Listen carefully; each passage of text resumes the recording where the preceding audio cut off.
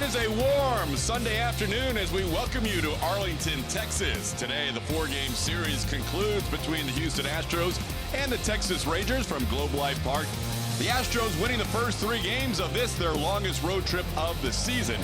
They wrap it up here in Texas, off day tomorrow, then 3 with Oakland and 3 with Kansas City in this 10-game, 11-day road trip. Hi, everybody. Welcome. Todd Callis alongside Jeff Blum. And Blummer, an opportunity today for the Astros to sweep a series. Absolutely. They've been playing good baseball. It'd be nice to sweep that series and take that boot with them. Yeah, they can win the silver boot. They can lock it up for the season if they win today. And our Toyota Get Out and Play. This is a place that wasn't so kind to the Astros not so long ago, but recently it's been great. Yeah, it's good to see things turning around. When we first started this job, it was an absolute domination by the Texas Rangers, and the Astros would just find ways to lose. Now we're starting to see the tables turn. A lot of it has to do with the offense. These guys love crushing the baseball on the road, and they also like coming to this ballpark because they can spray the baseball all over this field.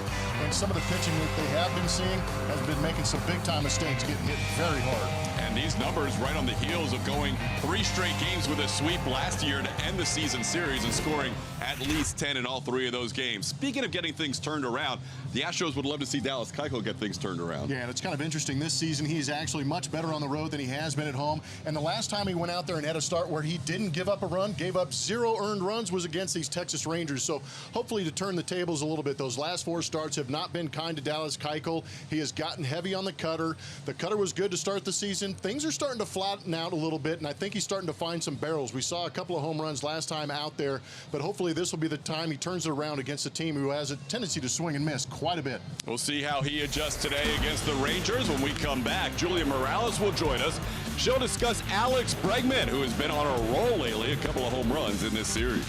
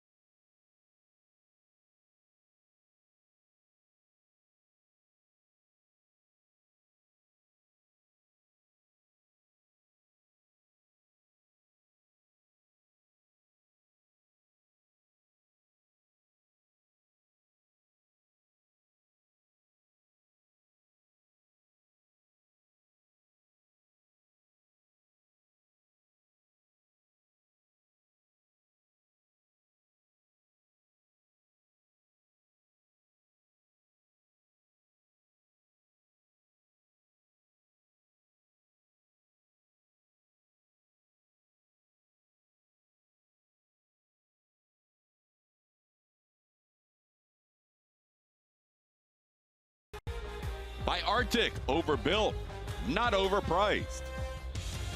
And by Jack in the Box. Try the $4.99 Jack Spicy Chicken Club Combo with toasted sourdough.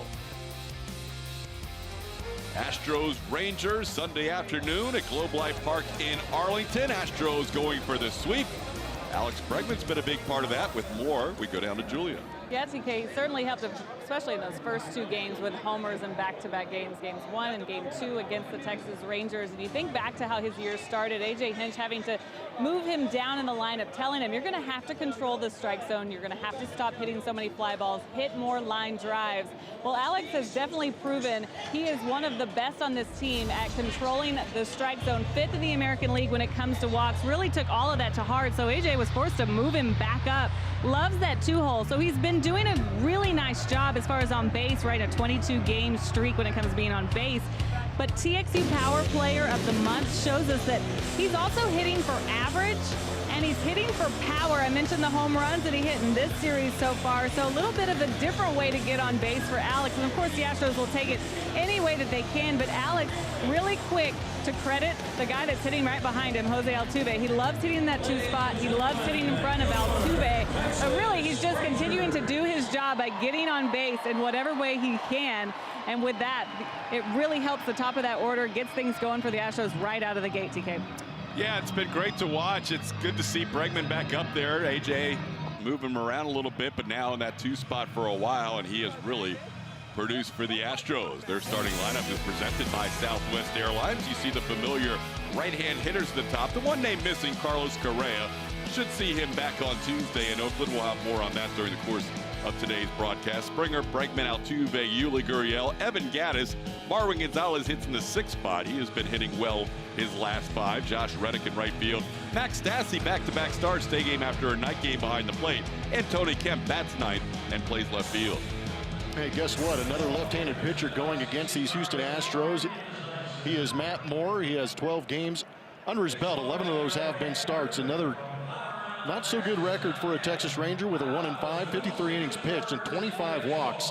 He had a little bit of time on the DL with right knee soreness, and he also has the highest ERA among Major League pitchers with at least 11 starts with that 7.47.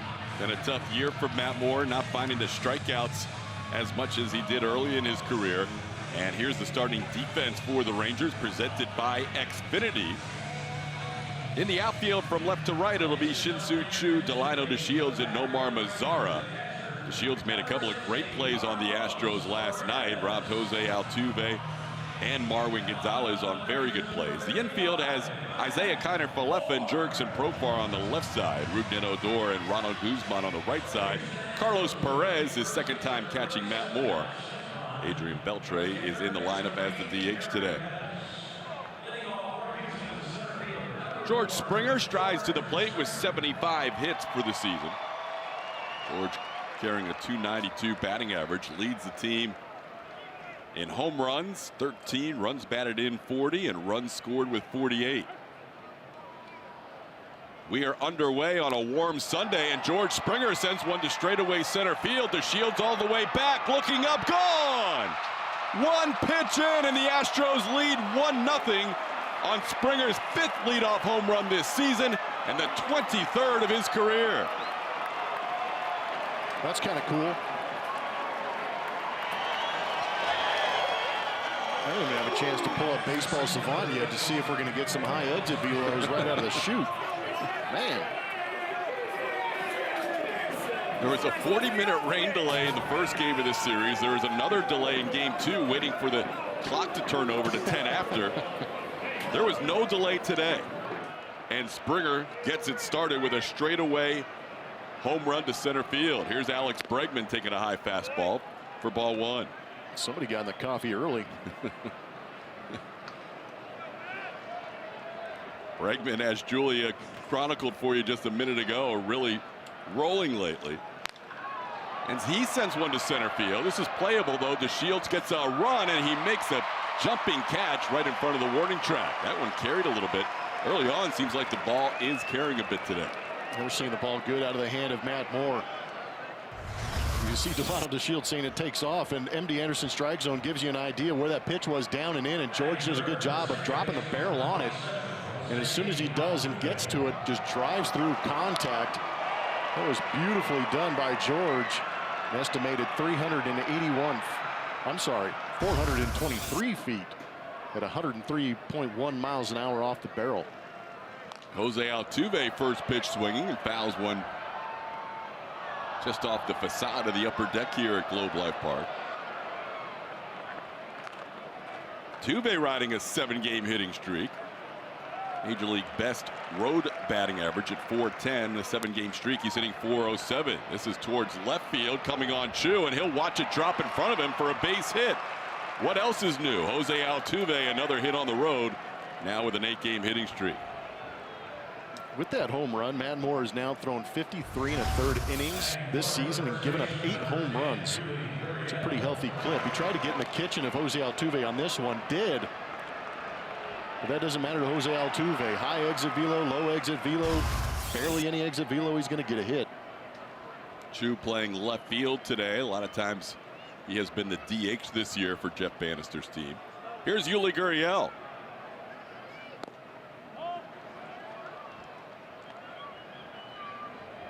Yuli's still looking for that first home run since April 14th. And this is not a good scenario recently for Yuli Gurriel to be in. He's really having issues trying to elevate the baseball. He's still getting the barrel to it. Just the ball seems to be getting a little bit deep on him. And he's hitting a lot of ground balls, a lot of line drives like he typically does, but really hasn't really elevated a ball with enough exit velo to get it out of the ballpark, which is odd. Pitch misses inside for a ball. It's 2-1. Well, he's due. But as you said, it's been line drives, ground balls, not the elevation you saw last year from Yuli or even the year before. This one's hit hard down the line and left, and that is a fair ball into the corner. Altuve heading to third. He'll be held there. Chu gets the ball back in on the double by Yuli Gurriel. Getting closer, and again another barrel baseball, just not the high launch angle that you want to see to drive it out, but he'll take the double. Astro bat's almost as hot as the weather here. There's an elevated fastball on her matches for him, Supermo, and you can see Yuli again doing what Yuli does, is bring the hands in and keep that thing fair. Some of these balls are getting hit pretty hard. 3 out of the first 4 hitters hitting the ball extremely hard against Matt Moore. All over 100? Yes. Here's Evan Gattis. Well, Alex's was at 97.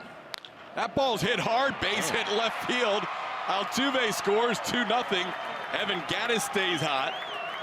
That's 15 RBIs in his last 13 games, and the Astros lead 2-0. As happy as the Astros are swinging the bat, there's guys in that Texas bullpen right now in full panic. Well, Matt Moore averages the fewest innings per start of any pitcher in Major League Baseball. Oh man, way too many elevated fastballs at 91 miles an hour to these Astro hitters, and he's actually pretty fortunate that Evan Gattis got on top of this pitch.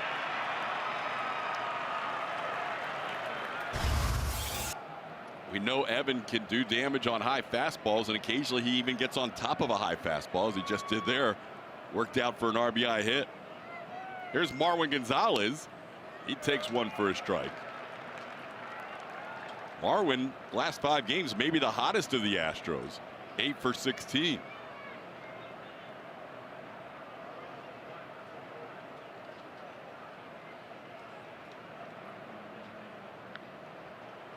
Moore averaging just 4.7 innings per start this year. And he's making his 12th start of the season. His 2 previous against the Astros lasted 3 innings in the opening series here at Globe Life Park, and 4 innings in a series in the middle of May at Minute Maid Park. Gets his money's worth too. He's up to 19 pitches per inning, which is the highest. It's incredible. So he's got the highest pitches per inning in baseball and the lowest innings per start in baseball. It's not a good combination. Yeah, there should be a clause in the guys playing behind him, a clause in the contract that says you can't pitch Matt Moore on a day game over 100+ degrees, because you spend so much time on the field. Those guys are going to be cooked. Marwin down in the count, 1-2. Stays alive.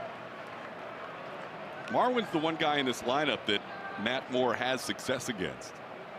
Actually, he and Springer prior to that home run. Springer was 0 for 6 with 3 strikeouts, but Marwin just 1 for 9 with 5 strikeouts against Matt Moore. Yuli's now 3 for 3 against him.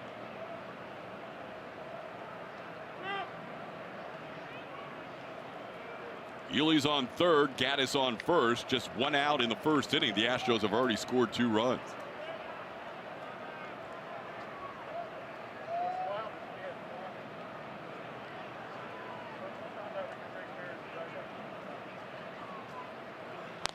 On the ground towards third.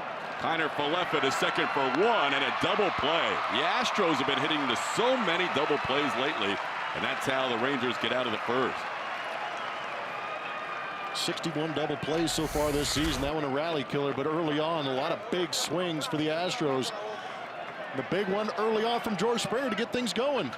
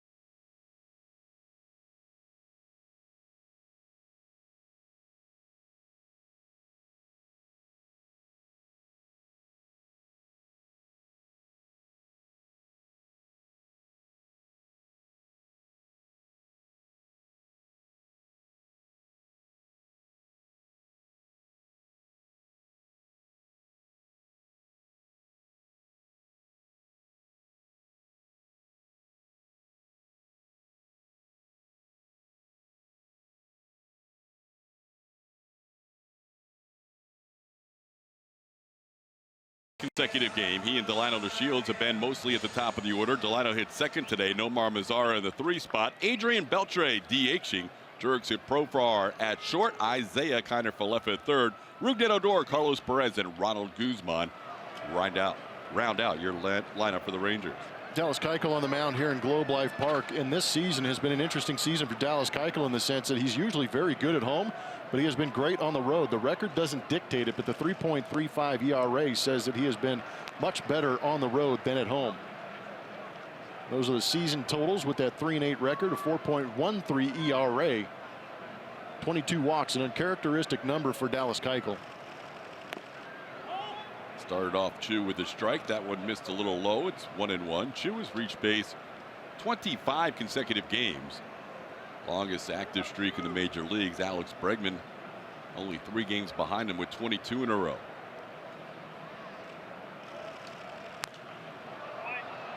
Fouled away. It's 1-2. Well, Dallas said in between starts that, maybe going back to that old style a little more. He got hurt on some 2-seamers early in the year where hitters went the other way against him and maybe went a little heavier on the cutter usage than he would have. Tried to make an adjustment, but he said maybe I do need to go back and throw that 2-seamer a little more and the cutter a little less. Yeah, I'm not sure the reasoning. I'm not sure if it was a game plan or the analytics say go to that cut fastball a little bit more to create, the ability to stay off the barrel. I know he wants to get inside on right-handed hitters. That's more or less what that cutter is for. But when the percentages jump as much as they have, 10% on that cut fastball, then you become reliant on it and you're trying to feel it and get it in there, and you lose that 2-seam command. And I think for me, and you brought it up, pitching to his strengths, and A.J. Hinch has even talked about it too. Pitching to his strengths, for me, means sinker, changeup, and that power slider down and into right-handed hitters. It's also very effective to left-handed hitters to get the swing and miss, and he hasn't gotten that. The left-handed average against him has jumped in the last 4 starts. A lot of the pitches flattening out. Little check swing. Dallas has it. Not many pitchers make that play look easy, but Dallas does. 3 Gold Gloves in a row before last season. And our Best in Texas Power Pitcher is brought to you by your local Ford dealers. And these are some large numbers. 1909 OPS, 5 home runs allowed on a 1-0 count. So that tells you that Dallas is much better when he gets ahead. Sometimes he gets to that 1-0 count and he gets away from some of his strengths that can be on the edges of the strike zone in a 1-0 count. Remember, if he throws a ball, he gets to a 2-0 count and things start to spiral a little bit and become hitter-friendly counts. And that's where he has to throw a pitch in a 1-0 count more often in the zone, and it's been getting hit pretty hard. Makes a lot of sense because once Dallas gets to 1-0, his control is pretty precise. Yes. And knowing he doesn't want to get down on the count 2-0, a hitter can sense that there's a chance he will see a strike. So far today, he's been 0-1 on both hitters, so that's a good sign. His ball fouled back, it's 0-2. It's a good pitch right there, 89, and that's that sinking fastball that starts in that lower outer quadrant and then just gently just falls out of the zone. Really was looking forward to seeing what Dallas did today. I think you never want to have a tough start back-to-back, but that last start really didn't sit with him very well. And this sequence so far is what we were kind of talking about Dallas getting to his strengths in that down and in slider, that hard one. And I think throwing so many cutters, he's even lost command or control or feel for that slider. Shields' career 176 hitter against Keuchel. Grounds one towards the hole. Marwin backhands. Great speed to line over Shields. Beats out a little infield hit. And that's the other aspect of the game for Keuchel this year, is he has not pitched with any luck at all. Yeah, the soft contact really seems like it's turned into hits. Because that was a changeup, and it was a good changeup, but Delano DeShields rolled it over in a perfect spot to where Marwin Gonzalez couldn't make a play on the speed. But I don't think that should discourage Dallas Keuchel from getting away from how that sequence went. He's still 3rd in Major League Baseball in soft contact percentage, 2nd in the AL behind just Chris Sale. But that soft contact resulted in a hit, and now he'll face Nomar Mazara with a runner on and 1 out. Mazara takes a pitch outside, ball 1. And that stat you saw on a 1-0 count is the pitch with the 1-0 count, not all results after he gets to 1-0. Now it's 2-0. Even last start for Dallas, 7 runs, 3 home runs. Not a good outing for him by any stretch, but that 3-run home run by Seager early. Ooh. Fly ball in most stadiums, but it made Park, first row of the Crawford boxes. And that really put him behind. That's not really an area Kyle Seager normally hits one out anyhow. 2-1 the count to Mazara. We'll see if Dallas can get it turned around today and give the Astros a chance at a 4-game sweep and a 5-game winning streak. And Lone Star Series. Currently, the Astros lead 9 games to 4. 10 wins would lock it up. Mazara goes the other way. Kemp comes in and plays it on a hop. Back-to-back hits for the Texas Rangers. And they have 2 on with 1 out in the first.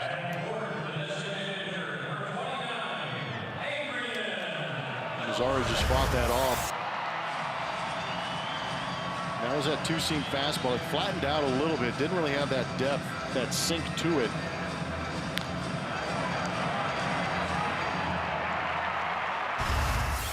Rangers already with more hits in this game than they had in the first 4 innings of yesterday's game. A lot less base runners. But yesterday's game was one of the more bizarre games. And we didn't have the broadcast, obviously, but one of the most bizarre games you'll ever want to see. Yeah, I'm glad we kind of had a day to absorb and try and comprehend what the heck was going on. So I was watching the game, but some of the numbers that were on the scoreboard just didn't make any sense. Runners in scoring position for the year The Rangers worst in baseball. Last night they left 17 on, and they were 1 for 17 with runners in scoring position. That last pitch is one that Dallas wanted, just off the edge. Needed. Maybe should have. We'll check it out on our MD Anderson strike zone, and yeah, that's a pretty good pitch. If Dallas can get a couple seams on those edges, it's going to be a good afternoon for him. Last night's game ended with Adrian Beltre pinch hitting and grounding into a double play, which would strand the 17th base runner of that game. They had 2 on and 1 out. Beltre pinch hit for Delino DeShields. They grounded one towards Alex Bregman to end the game. Swing and a miss. Dallas gets him. Pulls the string on Beltre. Adrian goes down for the second out. First strikeout for Keuchel. Changeup just kept running away. Turned that one over big time. Almost had some screwball action to it.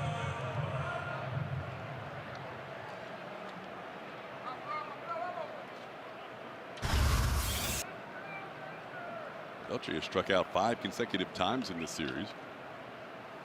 Actually 5 of the last 6. He hit that double play as a pinch hitter. Here's Jurickson Profar. He pops one up foul, out of play. Stassi gives it a look. And so Charlie Morton would walk 6 batters and hit 4 in 3 2/3 innings. He gave him 10 gifts. And there would be more on the table after that. There was every relief pitcher walked at least 1. And Brad Peacock also hit another batter. So they had 5 hit batters and 10 walks, and they grounded into 3 double plays, yet the Astros still won. That is tough to do. What an epic performance by the pitching staff. 4-3 final with all that traffic on the bases. It's one of those ones where you win and you're kind of high-fiving on the way off the field. You're going, what? What just happened?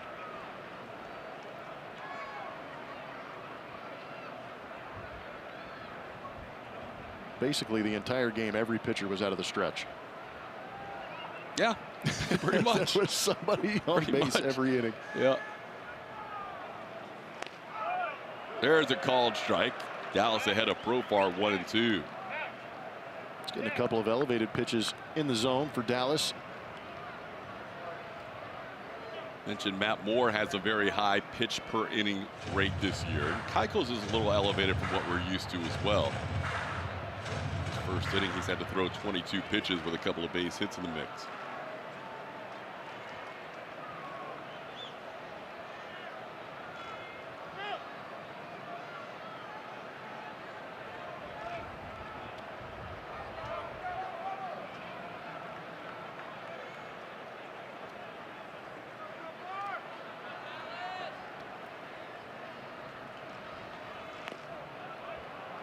Fastball away. It's 2-2. Profar overall batting .241. A little better numbers as a right-hand hitter, .276.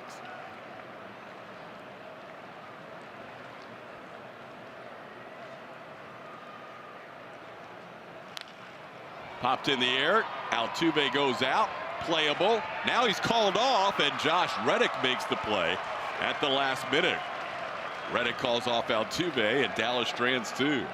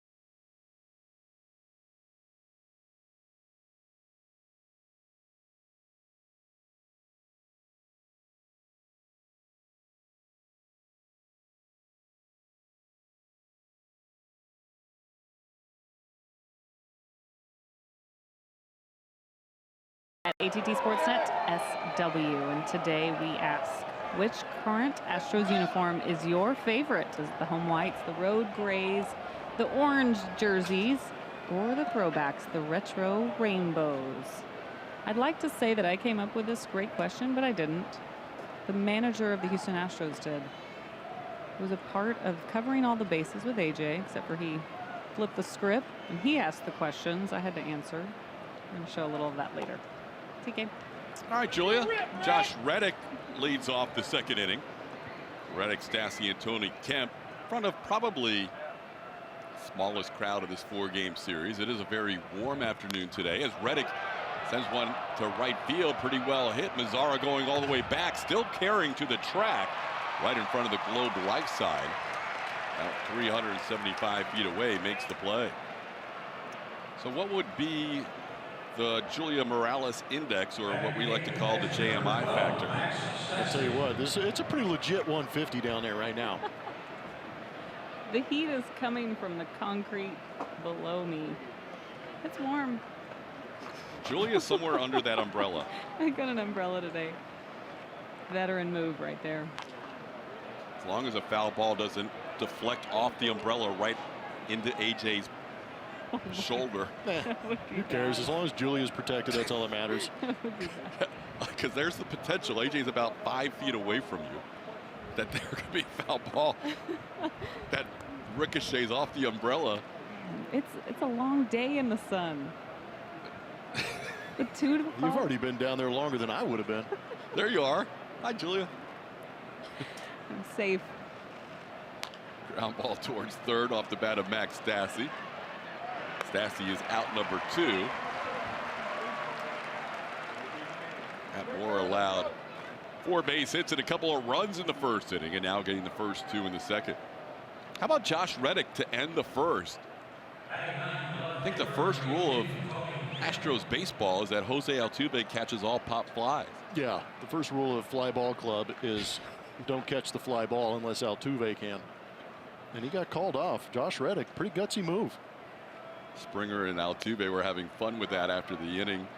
Springer saying, I would never call you off. No. That's not something I would do. He knows it. Good thing Reddick caught that. That was a little bit on the move for Josh, but he was able to make the play. Here's Tony Kemp down in the count 0-2. Kemp doing well against the Texas Rangers. 355 in his career against this team. Has that batting average on the season up to 295. 2 more hits for Tony last night.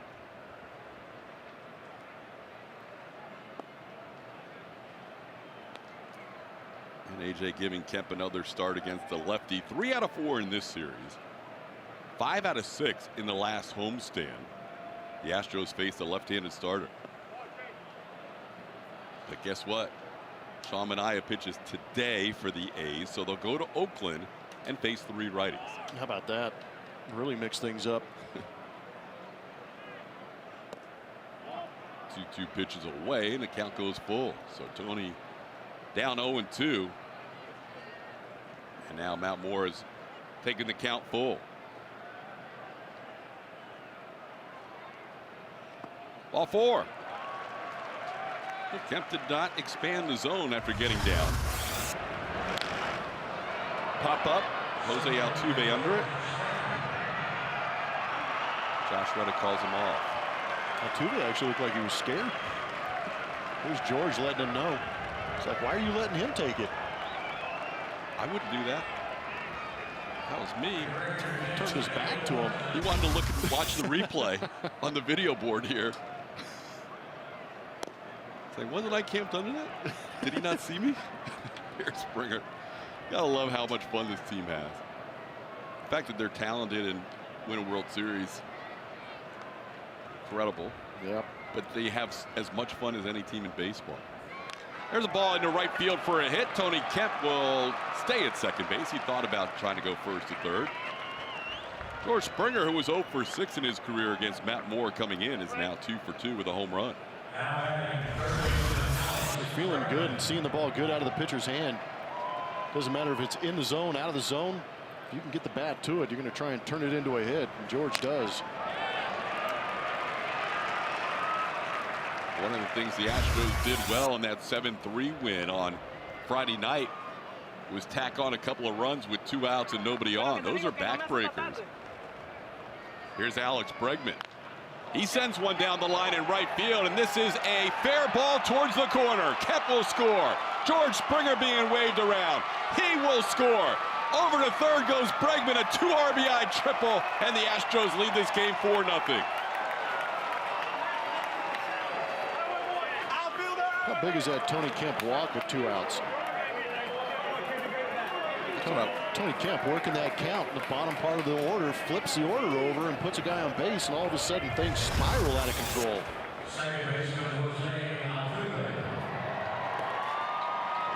Well placed down the right field line by Alex. Yeah, not smoked. That was a hanging breaking ball. He probably wanted to do a little more damage with it, but it traveled a little bit further and got in on him, but still able to shoot it in a perfect spot to get down that line and score both runners. But mentioning the back-breaking 2-out run scoring, it was 2 outs and 0-2. Even, yeah, 1 pitch away. You're a pitch away from walking into the dugout feeling like you've corrected things after giving up 2 runs on 4 hits in the first inning. Making friends with everybody behind you because of the weather too, but now they're out there with another extended inning. And Altuve drills one for a base hit. It's now 5-0. Bregman will score. Altuve's heading to second. He has a double. The Astros scored 3 runs so far in the inning, all coming with 2 outs and nobody on.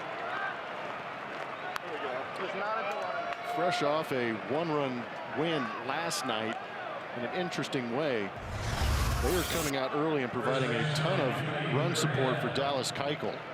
92 inside, bring the hands in, get the barrel to it, and hit a rocket to left. Everything has been hit firm to quite firm. Yes, 2 hits in 2 innings. Could we be seeing our first? Oh no, the 5-hit game is in the head of Jose Altuve. That's safe to say. Well, this has not been a pretty inning. This was a 2-out 0-2 situation, and all of a sudden the Astros with a walk, single, triple, double, and now a pitch that looked like it could have been handled. I'm not sure if they're going to call that a wild pitch or a pass ball, but it gets away, and Jesse Chavez with some early work warming up in the bullpen.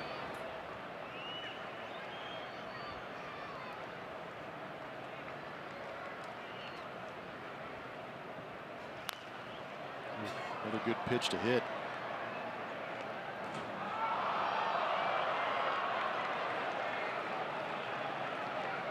Yuli doubled his first time up. He's 3 for 3 against Matt Moore in his career.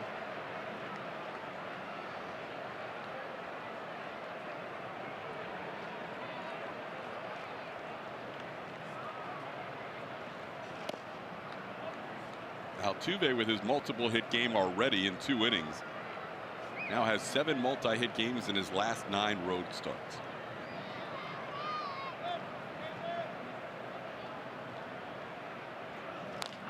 Chopper over the mound. Profar, tough play. Yuli is safe at first base. 6-0 Astros on the infield hit by Yuli Gurriel.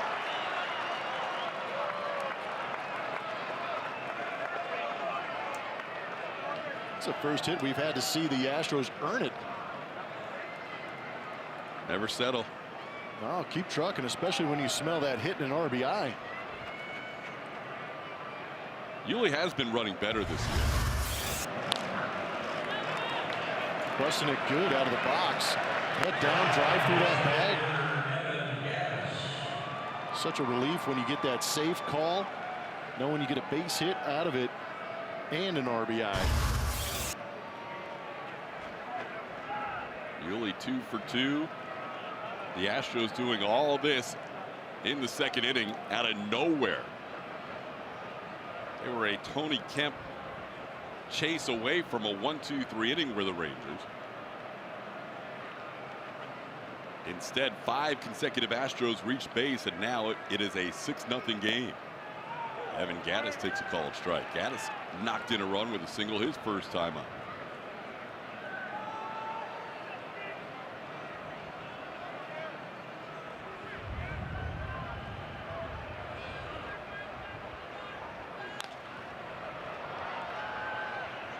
found out a play. It's 0-2. We forgot to look in and see if Evan put on the hoodie in between innings. Ooh. Yeah, if it happens today, there will not be any game this year. Well, if he does it today, then you know it's definitely a superstition. Yeah. That's the only thing that would force a guy to put on a sweatshirt in today's weather. They score runs at this pace. Julian might have to have the umbrella going for all games. Rally umbrella. Ella. Sorry. Easy up there. I got a little aggressive early. It's nice under here, I will tell you that. I might need this in Kansas City. Ooh. Couple day games coming up. Good call. There's no humidity there, right? You're going to travel with this? Sure. Is it allowed on the plane? Steal it. I don't know what the flight regulations are for large umbrellas. Oh, charter. It's a team charter. You can do anything you want. It's coming with us. Don't even have to wear a seatbelt if you don't want to. 2-2 the count on Evan Gaddis. He sends one high to left field, but he got under this one. Chu comes in after breaking back on it, and he puts it away for the final out. But 2 outs, nobody on. The Astros score 4 and lead it 6-0. It's the big second inning slam. The Rangers get home run after the ballpark.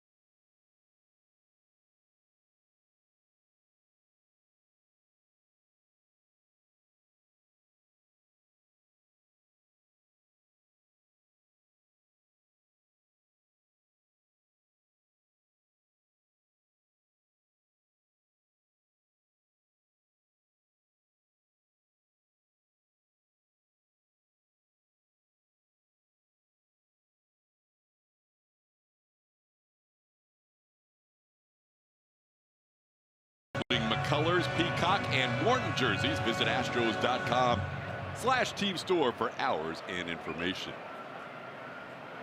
Dallas Keuchel gave up a couple of hits in that first inning, but now working with a 6-0 lead facing Isaiah Kiner-Falefa, Rougned Odor, and Carlos Perez. 6, 7, 8 in the Rangers lineup.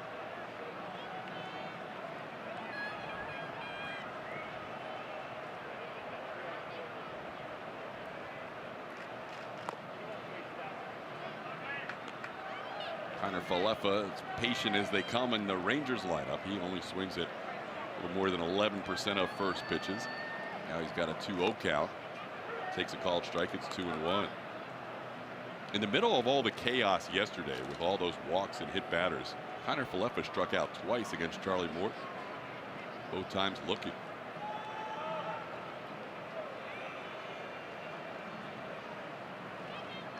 And why is that interesting, Todd? Because he's a contact guy.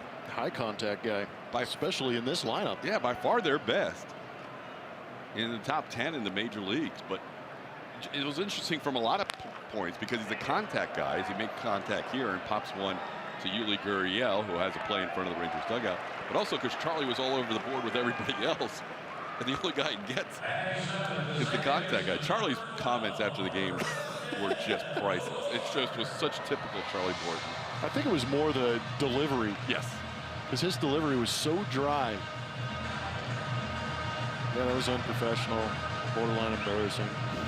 But just like you said it before the game started, just deadpan, just only as Charlie can do. yeah.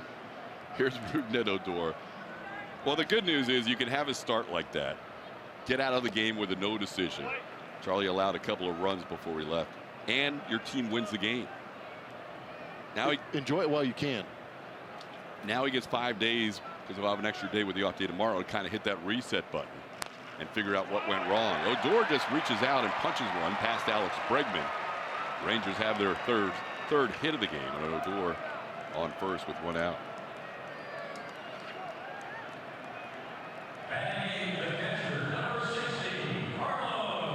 No, but to your point, I mean, it's not going to feel good when, well, Charlie already admitted that he did not feel good yesterday. Explained as much post-game. Doesn't really need to go to the video to reinforce it, but like you said, when you look up and you realize your team actually got a win out of that, it's got to soften the blow just a little bit. It's not the first time all year we saw his mechanics get out of whack. We saw it in Arizona earlier this year. And for him, he said it was just a delivery thing, a timing thing with his delivery. And he walked 4 in that start in the first inning in Arizona. And yesterday it was more the hit batters as Carlos Perez takes a pitch inside. It's 1-1. Yeah, he was yanking that breaking ball down and in. Just could not control the release point on that glove side.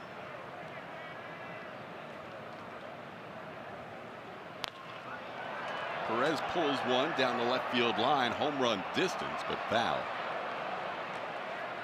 That was a changeup that Dallas really didn't finish. Kind of left it fluttering up out over the plate. See a few more empty seats today with the JMI so high. It's affecting everybody.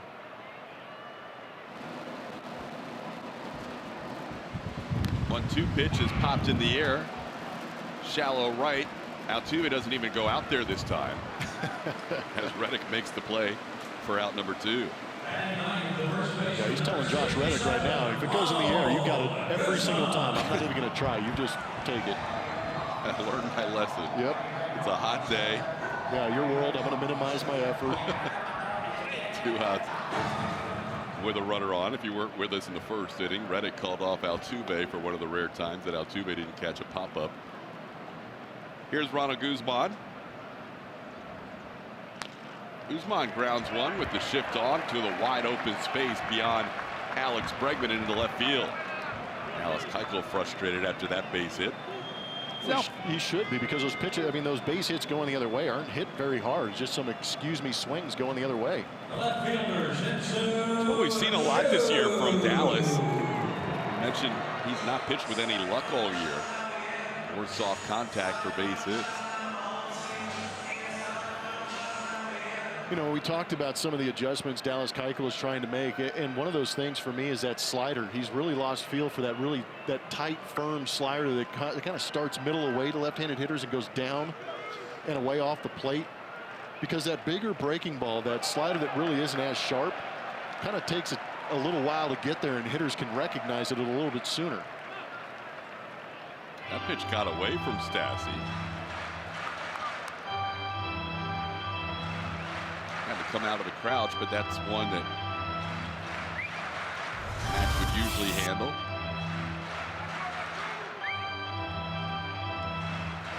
Seen that a couple of times with Max and a pitch up. Kind of guessing where it is. It's tough to watch that baseball all the way into the glove.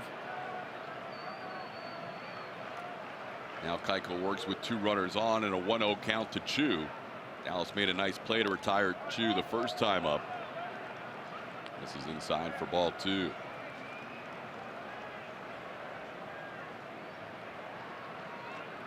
Chu has been the hottest hitter for the Rangers for about a month, hitting .319, reaching in 25 straight. Now it's that 2-0 pitch back. It's 2-1.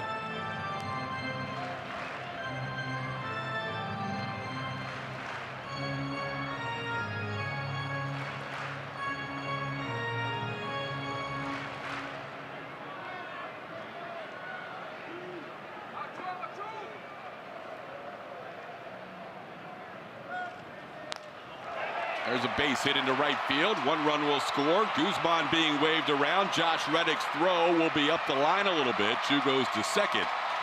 Rangers cut into this lead. It's now a 6-2 game. With that pass ball, the runners move, runners moving up. Therefore, both of them score on a base hit.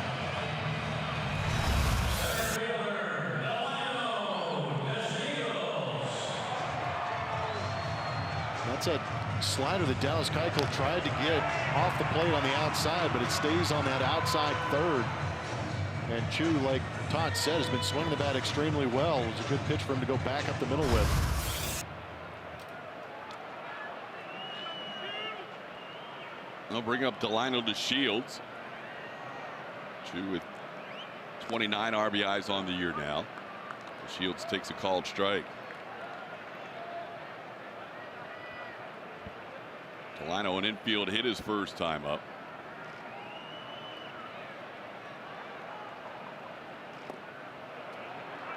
Seen some good changeups from Dallas.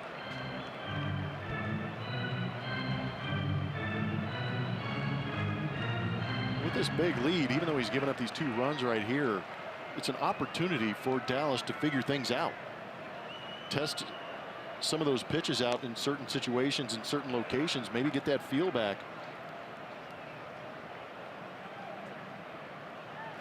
Left-handed hitters have been getting after Dallas Keuchel in those last 3 games, jumping that average to .333.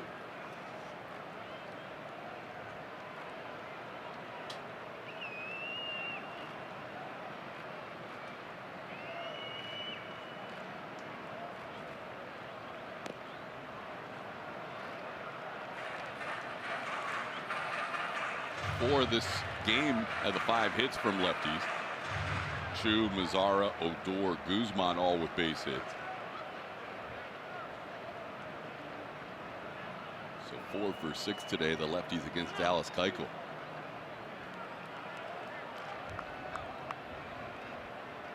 Dallas up to 44 pitches. Both starters have thrown a lot of pitches here in the first 2 innings.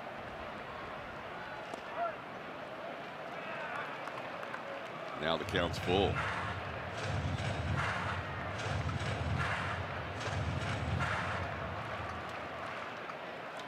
And Strom knows his bullpen has used up a lot of bullets lately. Last night he needed to pitch 5 1/3 innings. Dallas comes back and strikes out to Shields to get out of the 2nd inning. Rangers score a couple on the Chu 2 RBI single.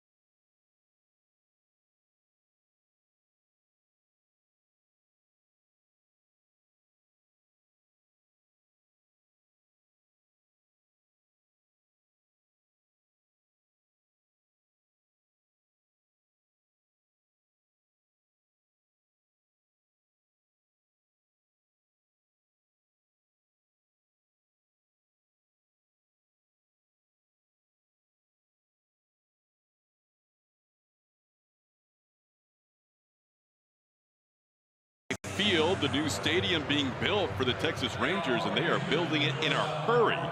It'll be ready for opening day 2020, next year, the last season here at Globe Life Park. And that's good news for Julian Morales. Who's under that turtle shell? This thing is awesome. That's like a version of a Bracabella. Julia's new profile pick. Marwin Gonzalez pops one high in the air on the infield.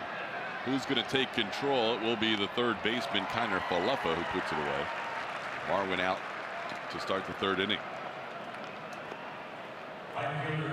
One more series here in July. It'll be a quick 2-game series, Tuesday, Wednesday, July 3rd and 4th. And the Astros, of course, will be back here 3 times next year. And then after that, a place with a roof. Promises, promises. That's an aggressive timeline. Extremely. Here's Josh Reddick taking a called strike.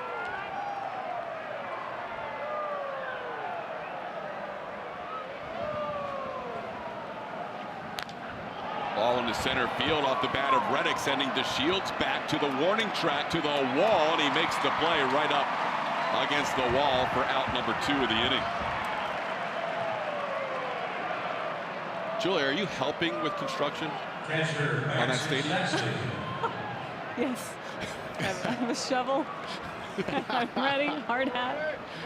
She's left her position. She's out there working. I'm still hiding from the sun. I just found a bigger fan. An industrial-sized fan. Oh, one of those fans. I was going to say, you have fans everywhere. I was going to say, there's no bigger fan than a Julia No. Morales fan. No, yeah, the grounds crew have a really big fan down here. Feels air conditioned as well. So you're actually a little cool? Is that what you're saying? I'm cool. It feels like it's 90. There you go. Feels like a game time was 100, so Julia's knocked that down by 10 degrees. Here's Max Stassi. Takes a pitch up high for a ball. I think everybody here, and when you look around and you see the pockets of empty seats, it's, you know, they had big crowds here for Thursday night, Friday night, Saturday night. Today, not as much as Stassi gets a little ground ball over the head of Matt Moore. Could we see another rally started with 2 strikes and 2 outs and nobody on? Stassi with an infield hit. Yeah, Matt Moore's got to wonder what he's got to do to get out of these innings. Bit of a changeup off the end of the bat, tapped over his head, and Profar going with the do-or-die bare hand play turns into a knock for Max Stassi. Astros up to 9 hits already. That'll bring up Tony Kemp. Kemp takes a called strike. Kemp walked and scored a run. He walked after getting down in the count 0-2.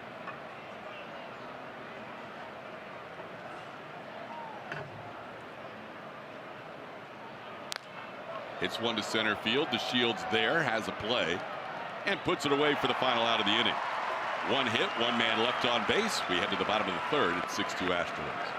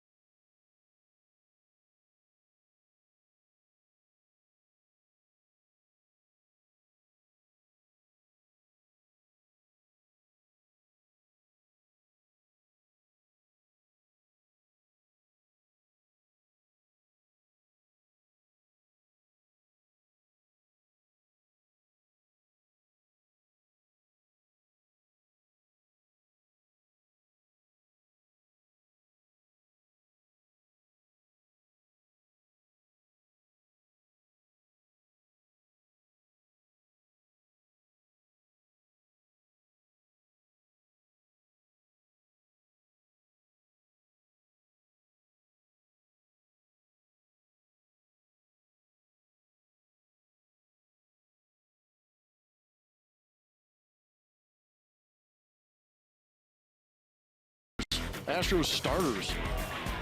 Last 13 games, 2.0 ERA against Texas, 163 average against, and yes, in 13 games, that is 117 strikeouts.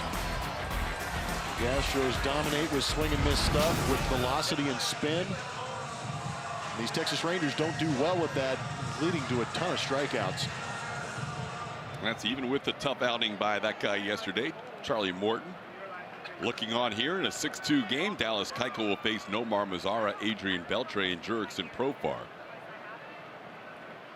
Dallas knows, with the bullpen used up a little bit lately, that A.J. Hinch would love to see him get as deep as possible in this game. And Dallas has thrown 46 pitches in the first 2 innings. Behind 1-0 to Mazara, who foul tips one. It's 1-1.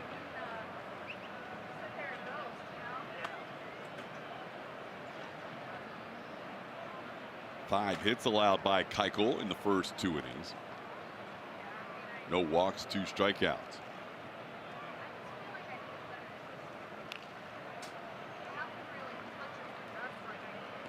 Keuchel ahead 1-2.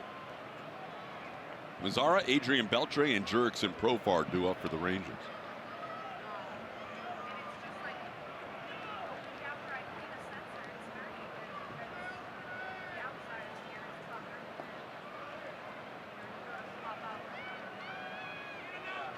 Hey, No sweatshirt. no hoodie. Madness. Evan Gaddis. It is not a good luck charm. On a 100-degree feels-like temperature day, he has gone without the hoodie for the first time in a while. Yeah, probably a good idea unless he's trying to make weight for the next UFC fight. 2 to count. For the next time he wrestles a bear. Can't wait for that pay-per-view. It's all good. Good to see him really turn things around after a tough start to the year. 2-2 pitches way inside. And Mazara has a full count.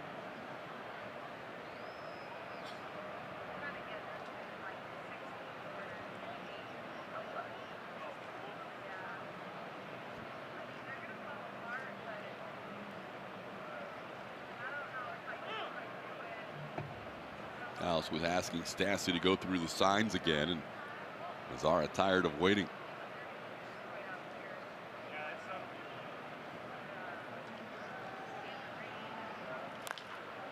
Ground ball on 2 hops. Nice play by Yuli. That second hop jumped up on him a little bit, and he hung in there. Keuchel covering for the first out. In these warm days, even if they soak the infield, dry out pretty quick, and that creates some tough hops. What was interesting about yesterday is that Steve Sparks came into play. 4 hit batters and 6 walks in a game. The last guy to do it, Sparkles. May 22nd of 1999, and then last night. There's a ball into left field for a base hit. Adrian Beltre with career hit number 3,085. He's a 1-out base runner. Got some video of Steve Sparks, knuckleball pitcher. Spent some time with Detroit, out there in Anaheim, Milwaukee. The floater working with, how about ex-Astro, Brett Ausmus.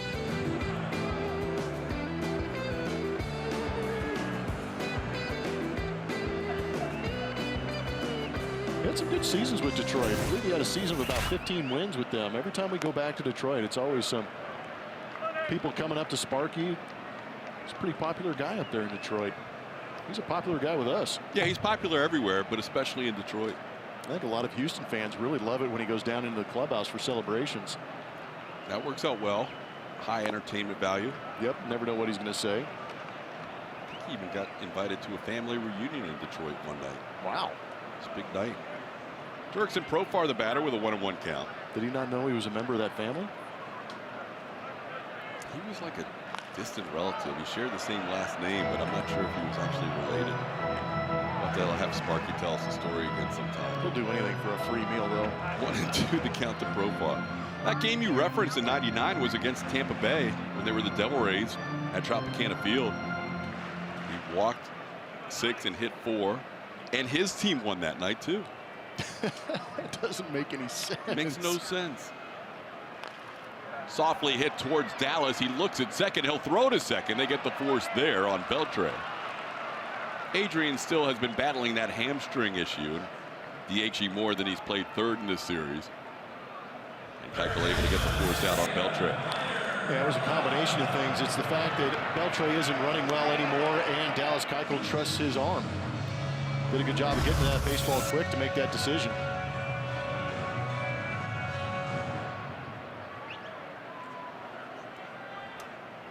Profar on first, and the batter is Isaiah Kiner-Falefa. Ball towards right field, and another hit for the Rangers. They have 2 hits in every inning and 3 in the last inning. Total of 7 overall. Keuchel a bit frustrated out there.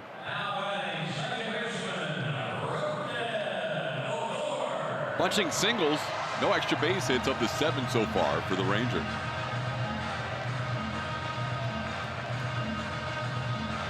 That'll bring up Rougned Odor.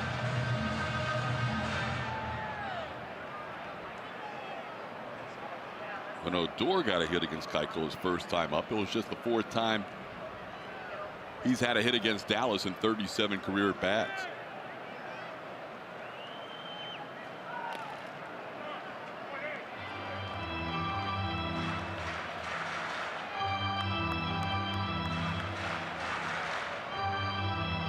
Dallas has thrown the same number of pitches as his uniform number, and we're only in the 3rd inning.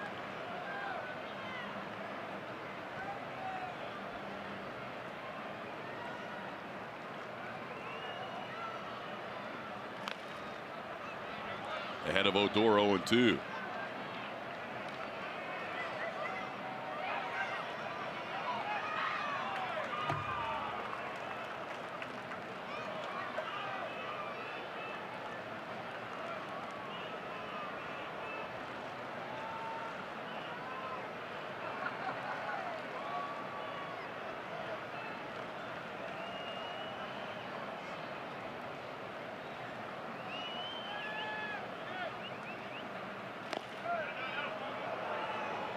Odor claims that hit him.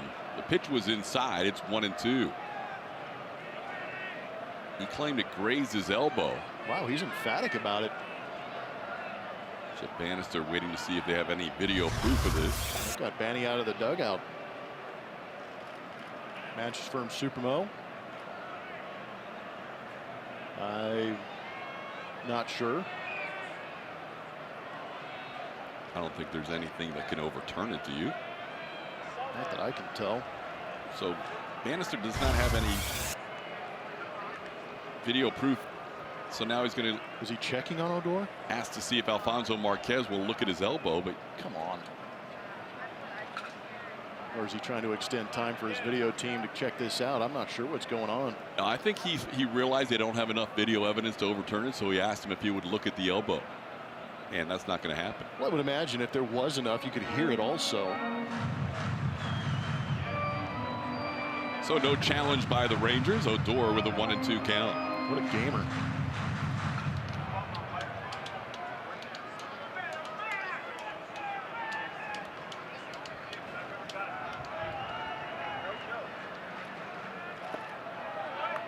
Two and two.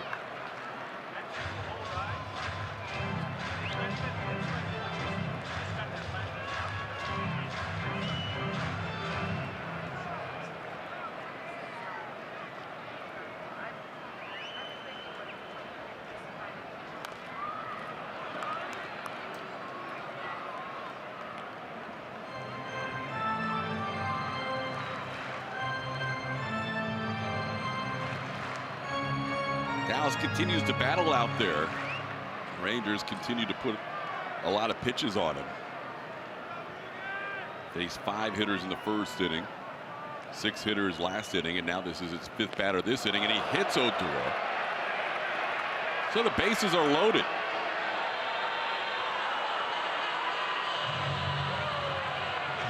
Kept trying to come to that inside corner.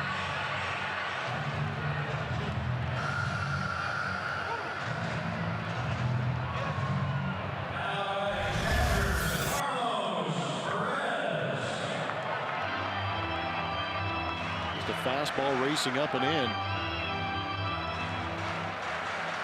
That's a little more of the traditional hit by pitch. Now Carlos Perez bats with the bases loaded, 2 outs, and he drives one to center field, and that'll fall in for a hit. Springer cuts it off. 2 runs will score. Odor goes to third, and now it's a 6-4 game on the 2 RBI hit by Carlos Perez. His second and third runs batted in of the year. They're not wasting any time. They're trying to go out and get Dallas early in the zone. Fastball down and away. Not much movement to it. Perez just takes it right back where it came from, back up the middle.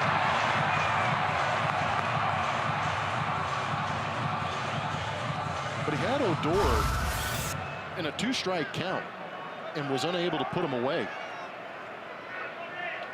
He's 0-2 at one point. It's similar to what Matt Moore had with Tony Kemp, losing him 0-2, walking and putting him on base, and all of a sudden you create more opportunities for guys behind. Guzman, big swing, no contact. And that might be a little bit of the concern, is that you have a left-handed hitter with a left-handed pitcher in an 0-2 count. Have something that you have the ability to put him away with.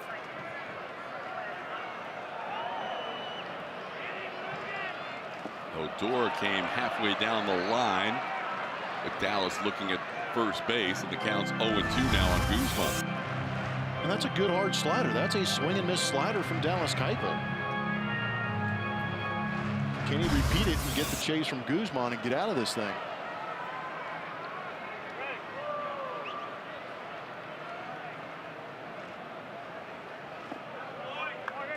Not a bad idea. I like it.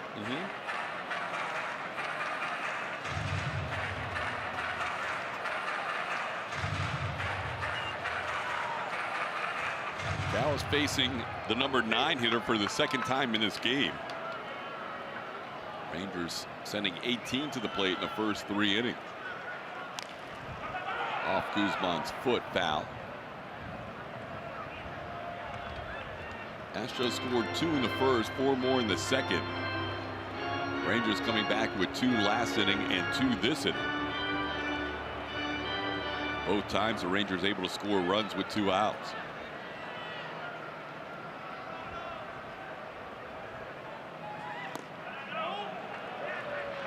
Perez will take second base. The Astros not really paying attention to the opposing catcher.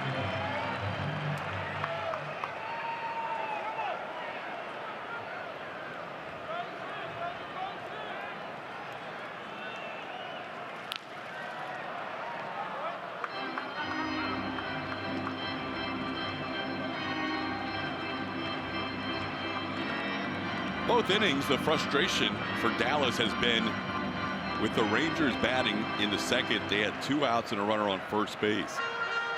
In that inning, he faced the number 9 hitter, and they ended up scoring 2 runs that inning.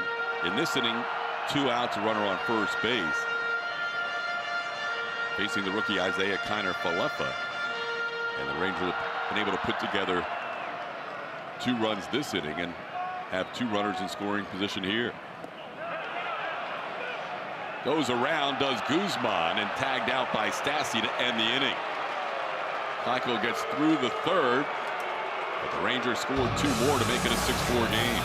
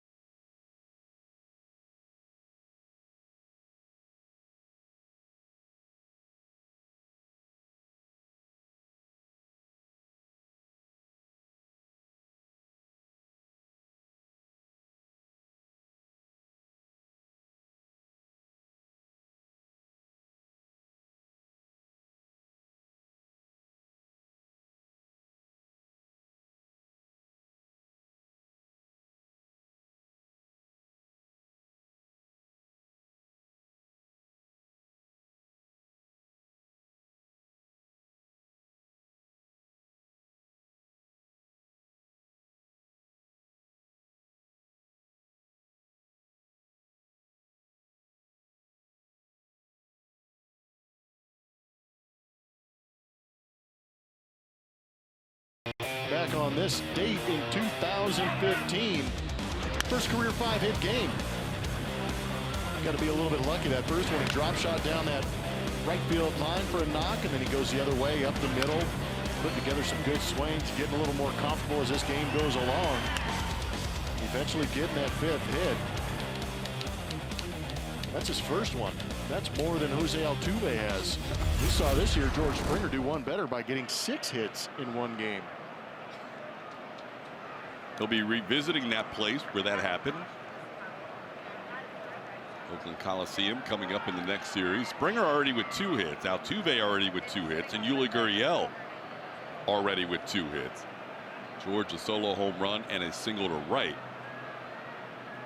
Could this be the day that we see Altuve get a 5-hit game? Julia, what do you have for us on Springer, Altuve, and the 5-hit games? Well, the 6-hit game we just saw for Springer, I think, became one of our favorite Altuve moments, with his just excitement for his teammate to get so many hits in a game, and then, you know, asking Altuve, when is your turn? When are you going to have the 5-hit game? Because he's gotten so close so many times. He said, I'm not getting it. It's not happening in my career. I've just given up on the idea. He keeps getting those hits, though. We're not doubting Altuve. It's going to happen for this guy. He's off to a good start today, although the pitcher he had 2 hits against is out of the game now. Matt Moore lasting 3 innings. Altuve will face Jesse Chavez this inning, coming out of the bullpen for the Rangers. Astros have seen Jesse Chavez plenty in their careers, especially out here in the American League West. Jesse has time with those Oakland A's, now with the Texas Rangers, coming out of that bullpen. He's got a lot of pitches. Fastball, changeup, curveball, cut fastball, slider.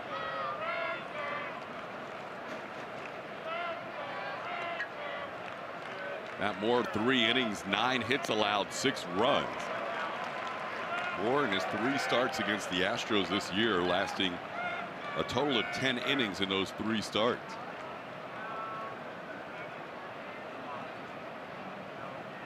Bregman down in the count, 0-2.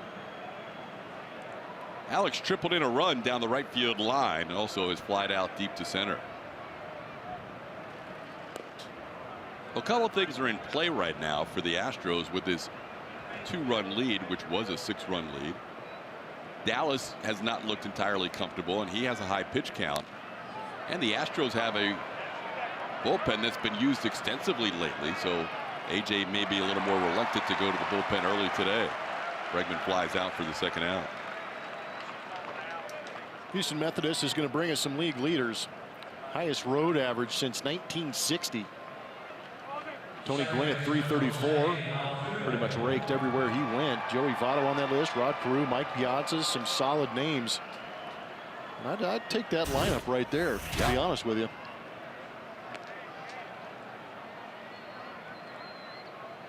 Talk about a tough ABs as a pitcher to get through those guys. Jose Altuve is really the only hyper-aggressive guy as far as going out and getting the hits. The other guys work counts, see a lot of pitches. 23 for 41 in his last 10 road games. It's always good when a graphic makes you laugh. This ball is booted by Profar, and Altuve's going to reach. Altuve hit it to the shortstop, who had to come in. I doubt they're going to give him a hit on that one.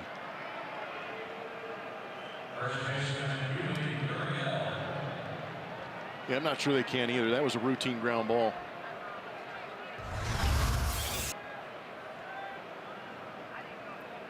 Rangers defense not helping out, trying to get that 3rd out of the inning. His hands got a little bit stiff as he tried to charge in on that. We don't see the Rangers on an everyday basis, but what we've seen out of Profar this year is he's made the spectacular play. He doesn't make every routine play. Yes. We've seen and it's with the glove or the arm, too. That will be an error charged to the Rangers shortstop, and they try and pick off Altuve. Carlos Perez, a snap throw down there, and Altuve has to go diving back. Guzman wasn't in a very good position to try and make that tag. He was stale up the line. That's a great shot of it. He doesn't really move back to the bag. It looked like Perez threw it to the body instead of the base. Yuli takes one outside. It's 2-1. Yuli a double and a single already. has driven in a run. It'd be great if Yuli went out there and got a 5-hit game. Just to add to the plot.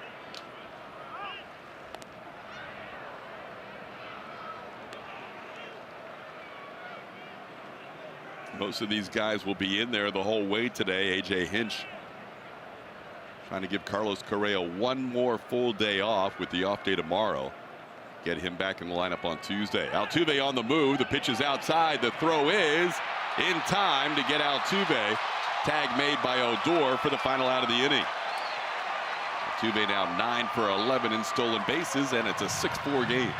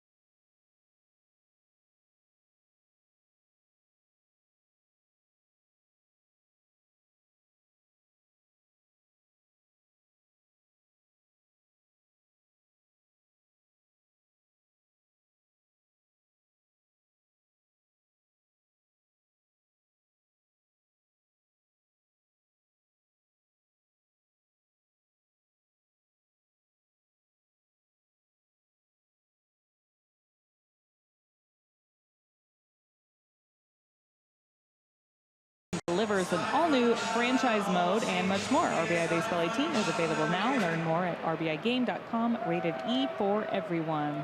Guys, before the game, I asked AJ what he wanted to see from Keuchel today, and he said strike one. And he says that a lot with Keuchel. He said that, we'll say that over the course of his career, but today he would have liked to see more moving fastballs down and away to the right-handed hitters, and down and in to the left-handed hitters. Use his strength against this lineup that they knew would come ready to swing the bat. And so, he was hoping that using the aggressiveness of the Rangers and Keuchel staying in the zone, it would turn into a good day for Keuchel. We've sure seen the aggressive swings from the other dugout. Yeah, and like the at-bats, a lot of pitches thrown by Dallas. Up to 75 now. 73 through the first 3 innings. And it's been a battle out there for him. We were alluding to the bullpen usage last inning. Brad Peacock's pitched in 2 of the 3 games in this series, and he threw 39 pitches last night. AJ used Colin McHugh for a couple of innings the night before, so those are your 2 long guys who have been extended in this series. Chris Davinsky's pitched in 3 out of 4 games. Will Harris has been used a lot lately, so all that going on in the bullpen. Joe Smith goes on the disabled list today. Ramin Gudwan added to the Astros roster, the lefty who we saw last year. So AJ hoping to get at least 5 out of Dallas if at all possible, and that's a good start to the inning as Chu sends one to center field for the first out of the 4th. Yeah, you're going to need a quick inning from Dallas Keuchel if you're going to try and extend him a little bit. Yeah, there's the 2 long guys that Todd is talking about, Colin McHugh and Brad Peacock. They have thrown a couple of innings here in the last couple outings. Colin McHugh threw 2 and 24 pitches, and then I believe it was last night 39 pitches for Brad Peacock. So that is extensive, and we know that A.J. Hinch, when he uses those guys for multiple innings, he likes to get them 1, possibly 2 days off. I'm sure if you ask Colin McHugh on a day like this, a warm day, he might be able to go, but would he be able to go multiple innings? That might be the issue. So we'll see how AJ pieces it together, but first things first, he would like to see Dallas try and go as far as possible despite the high pitch count through 3 innings. The Shields with an infield hit and 2 at bats takes a called strike. It's 1 and 2. Dallas allowing 4 runs for the 3rd consecutive start in 4 of his last 5. Ball's hit hard past the diving Alex Bregman into left field. The Rangers pick up their 9th hit. Both teams with 9 hits in this game. We're only in the 4th inning.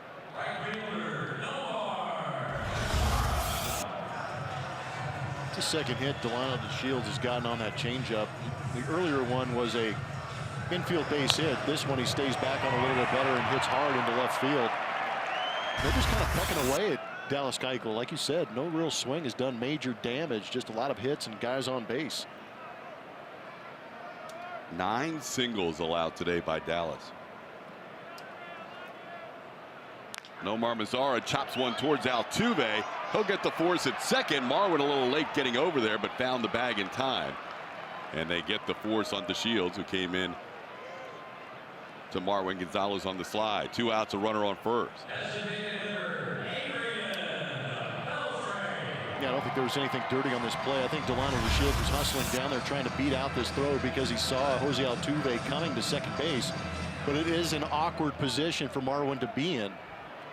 See him, he had to catch and then find the bag. Luckily had enough time to divert Delano DeShields from sliding into him. Here's Adrian Beltre. Marwin playing short during this series with Carlos Correa out. Beltre with a single and 2 at bats. And a single into right field. Rangers have at least 2 hits in every inning. Mazara going first to third. They are up to 10 hits in the game against Dallas Keuchel. Another single. 10 singles. But they're just taking what's given to them too. They're not trying to expand or go out there and try and overswing, which is amazing to me when you watch the Texas Rangers, who just absolutely love to unload on baseballs. But they're just taking whatever Dallas has given them. It almost as if they're sitting on that outside corner and just saying, if he lays one out there, I'm just going to poke it the other way. For a team that went 1 for 17 last night with runners in scoring position, both the last 2 innings, they did their damage with 2 outs and a runner on first base. This inning, there were 2 outs and a runner on first base when Beltre just singled, and now Dallas will try and get Jurickson Profar. I kind of wonder if after last night's game, if they got a little bit of a scalding conversation from their hitting coaches. Maybe even Jeff Bannister gets fired up every now and then. And if I was a manager, 1 for 17 with all the opportunities they created and unable to follow through on, might have been a little bit of a conversation after last night's game. There's a strike called, 2-1. Every batter in the Rangers lineup, except for Profar, already with a hit in this game. Jurickson scored a run after reaching on a fielder's choice. He's also flied out to right.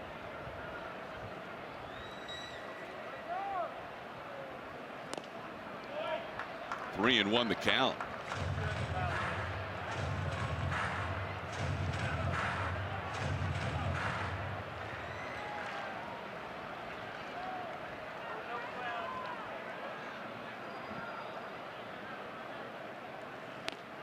There's a strike call, 3-2. Dallas at 90 pitches. 2 outs and a full count. Beltre will be moving with the pitch.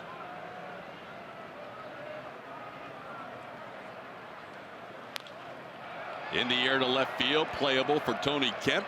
Shields his eyes and puts it away for the final out of the inning. Rangers strand 2. The Astros still lead 6-4.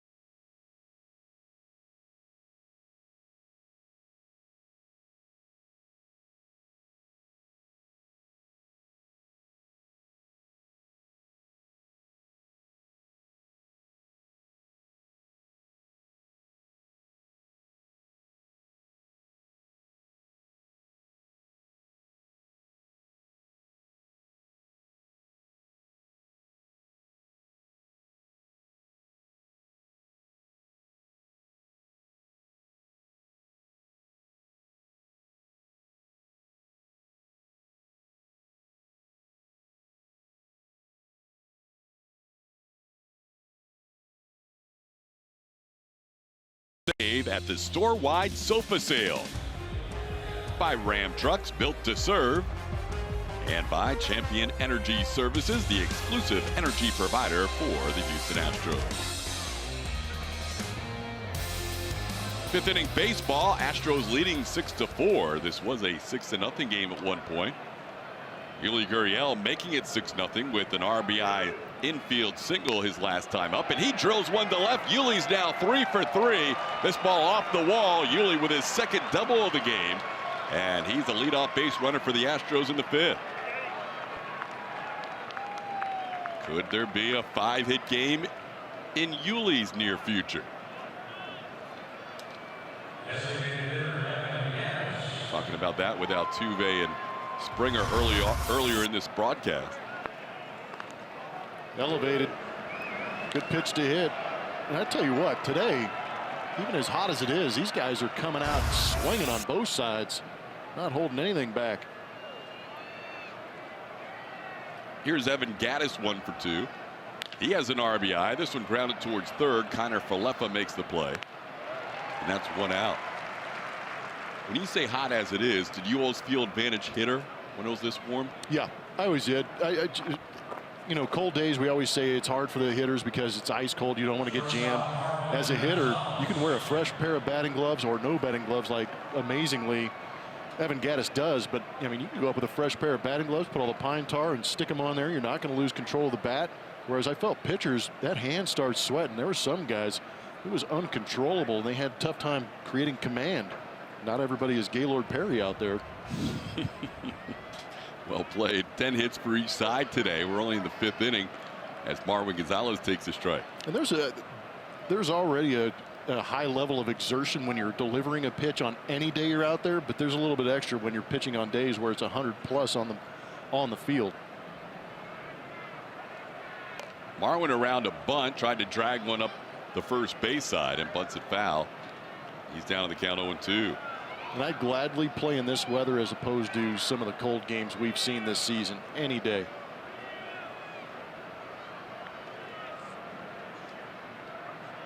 Yet I will 100 times out of 100 take high heat over bitter cold.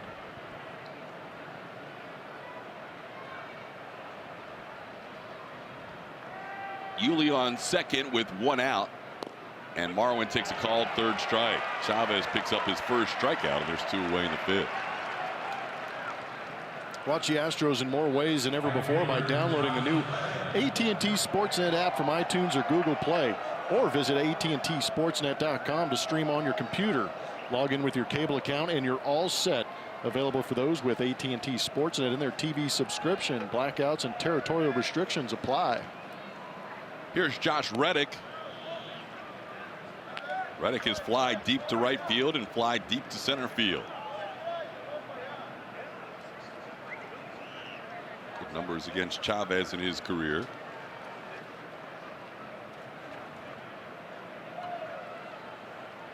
Chavez wants to talk things over here with Carlos Perez. Astros came into this game percentage points behind the Seattle Mariners. Virtual tie for first place in the AL West, but guess what happened today already? They won a 1-run game. They won another 1-run game. It's unbelievable. 21-9 for the Mariners in 1-run games. 5-4 today. Seattle defeated Tampa Bay. Now they get into their toughest stretch of the schedule all year. Game on. Best 1-run records the last 5 years. The Rangers 2 years ago went 36-11.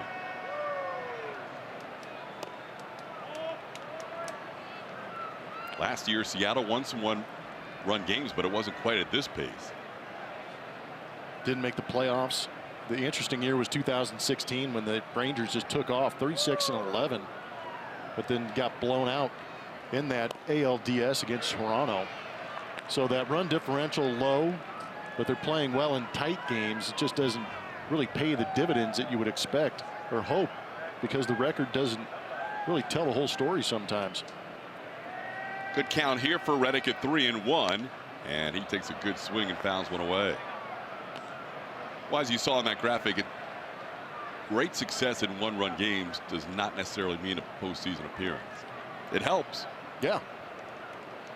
But it doesn't always work with 3 of those 5 teams missing the playoffs.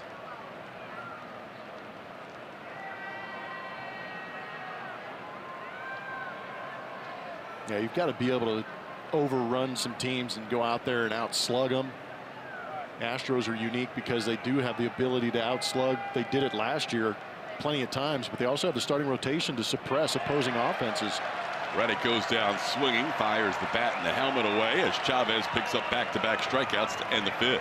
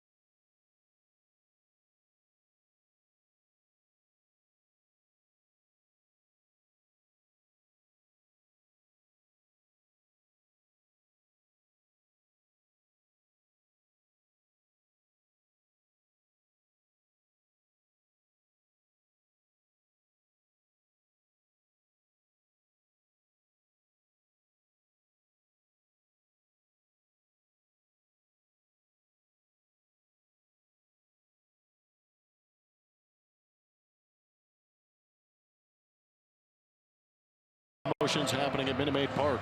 This month includes Superhero Day, Yuli Gnome with Troll Hair giveaway, and an Astros Fedora giveaway. Visit astros.com/promotions for tickets and a full list of events. We're going to the bottom half of the 5th inning, halfway home. Both teams already with 10 hits. Dallas able to shut down the Rangers' last inning with a couple of runners on, after Texas has scored 2 in the 2nd and 2 in the 3rd, and now Keuchel will face Isaiah Kiner, Falefa, Rougned Odor, Carlos Perez, 6, 7, and 8 in the Texas lineup. Dallas starting the inning with 90 pitches on his ledger on a warm day.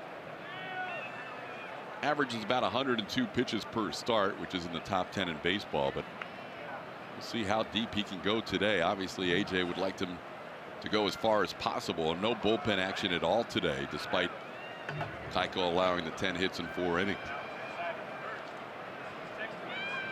All singles so far today for the Rangers, and at least 2 in every inning.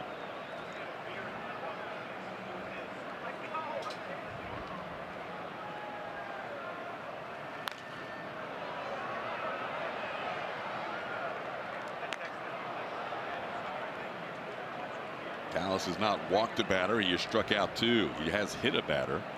Rougned Odor hit by a pitch in the 3rd.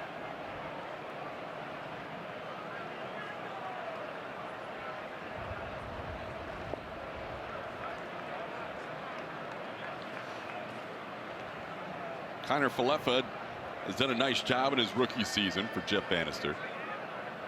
Had a chance to play mostly 2nd and 3rd. Originally got a chance to play with the Odor injury, and now with Adrian Beltre DHing more often. Kiner Falefa playing more 3rd base.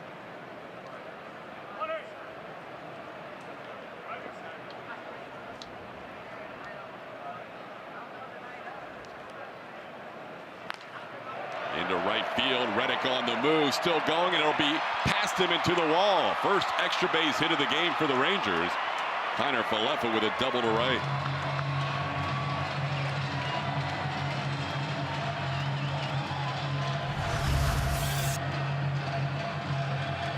Pitch was down, but a little bit of middle down. Got to give Kiner Falefa some credit. Talked about the contact rate that he does have.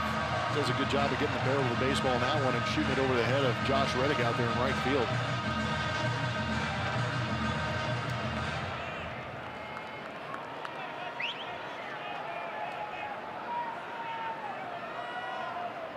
Here's Rougned Odor.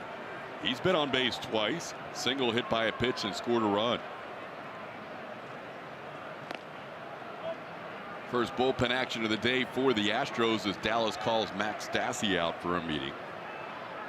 Tony Sipp pitched in last night's game. Faced 4 batters through 20 pitches. He's warming up in the 5th inning of this game. Sipp struck out 3 in that outing and allowed a walk.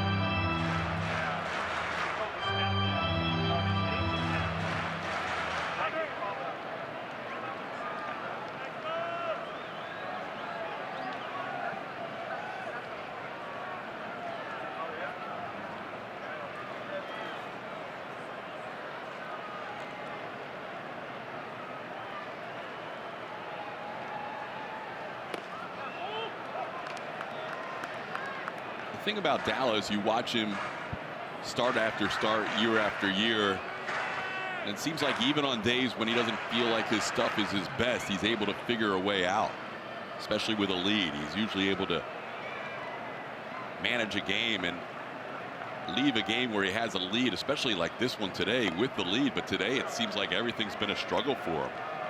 There hasn't been one thing that's come easy today to the Astros left-hander.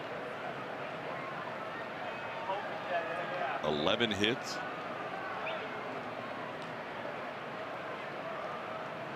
Of the 24 batters Keuchel has faced, he's also hit a batter. Round to bunt is Odor, and a breaking ball drops in there for a strike. It's 2-2.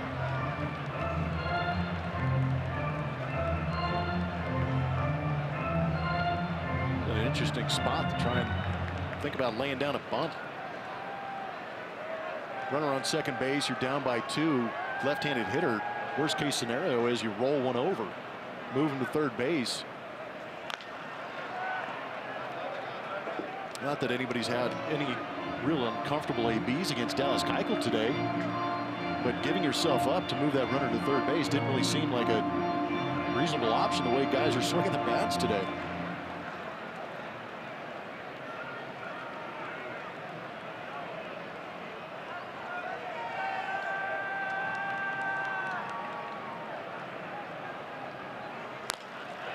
Ball is past the diving Marwin Gonzalez off his glove to left field. Kiner Falefa had to hold up to make sure it went through. And now the throw to third, and Odor goes to second, and the throw goes into right field.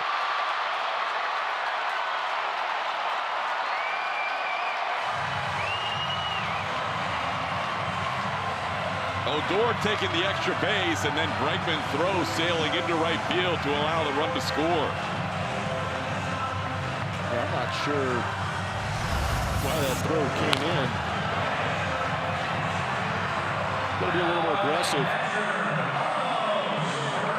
Rougned Odor with nobody at first base took a wide turn coming in, and when he realized that Tony Kemp was just going to give an easy throw into the middle of the diamond, he went ahead and took second base because that was not a real electric throw into Alex Bregman. Now Perez bunts, Dallas fields it, makes the play to first. Odor gets to third with 1 out. Perez sacrificing the tying run to third base.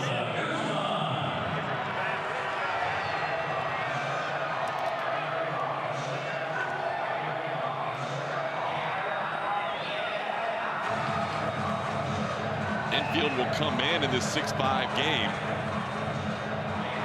Ronald Guzman, the batter.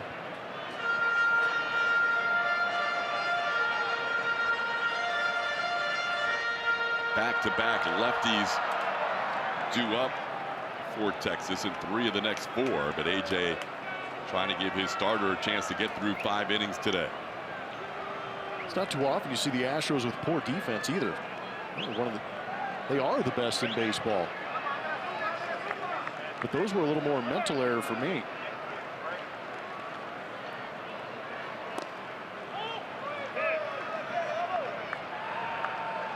Pitch misses inside for a ball. It's 1-0. Guzman has singled, scored a run, and struck out.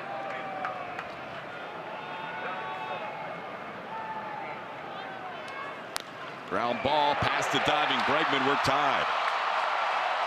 Rangers have come all the way back in this game, down 6-0 to tie it at 6. That will be the last batter that Dallas Keuchel faces today.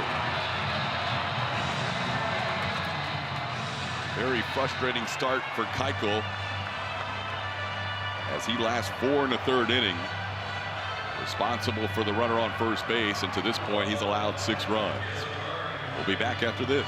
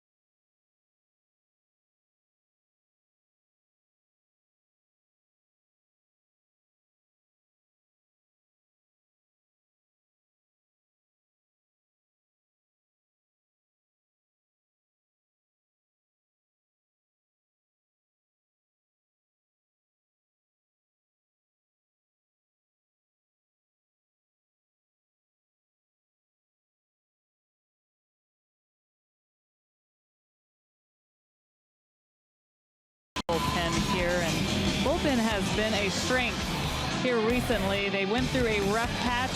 AJ Hinch talking about how the bullpen's been good all year, but just a couple of rough games doesn't mean that this bullpen can't get it done on any given day, and they sure came back in the last 4. You see the numbers there for them, and we've seen guys like Tony Sipp step up. Hector Rondon in that closing situation doing a really nice job, and excited for that opportunity when he's been able to get it. So this bullpen definitely turning things around after maybe one of the roughest stretches of the year, TK. Yeah, they've been used a lot lately. That's why AJ Hinch was trying to hang on with his starter Dallas Keuchel for as long as he could. And finally, Sipp taking over here with the game tied at 6 apiece. Sipp will face Shin-Soo Choo, top of the order, batting for the 4th time. Ronald Guzman on first base, and the first pitch to Choo misses up and away, 1-0.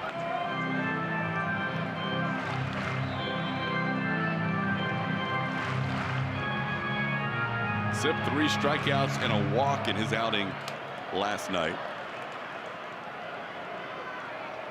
At the final 2 outs of the 6th inning, the first out of the 7th before walking Choo, and then left the game after that batter.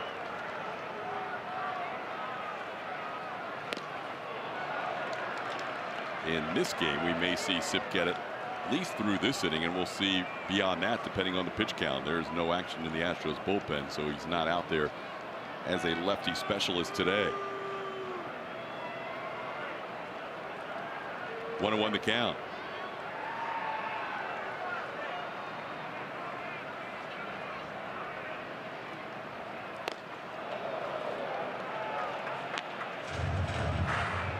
Tony's done all right against left-handed hitters this season. They're 2 for 25 off him.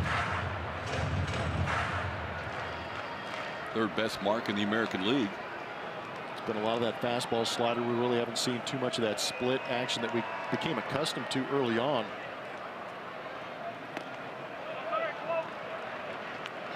Up and in, 3-1. HOU a patient hitter.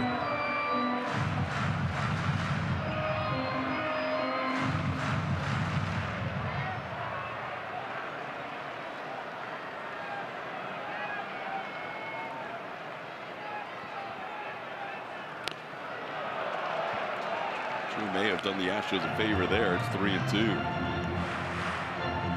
A little aggressive on the heater. 3-1 count, probably sitting on it.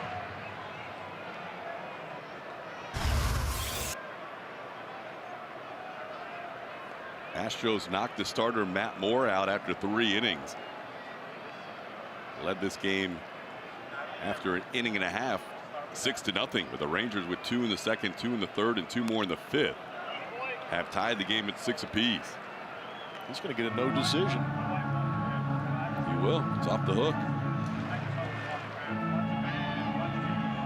Well, Matt Moore coming in had made 11 starts.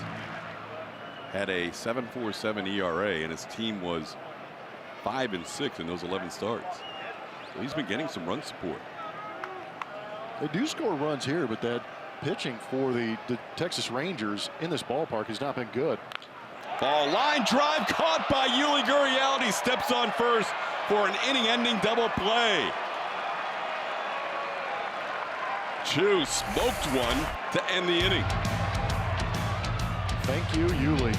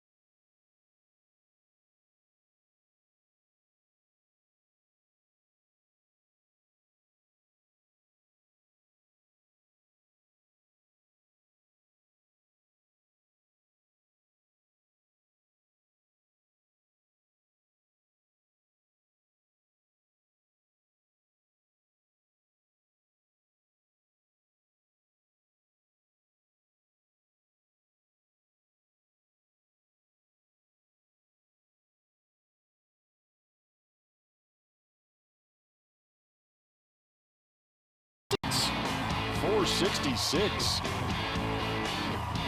Max power. All kinds of max effort in that swing. And he leads off.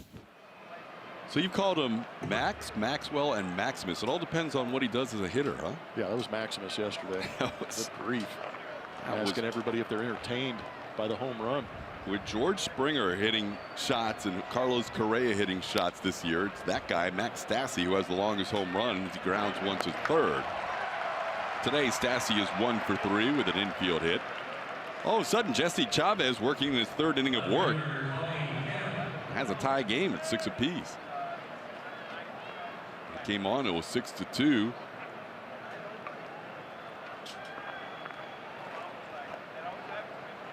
Here's Tony Kemp. Kemp has walked, scored a run, and also flied out to center field. Tony hitting .333 his last 8 games coming in. Takes a called strike.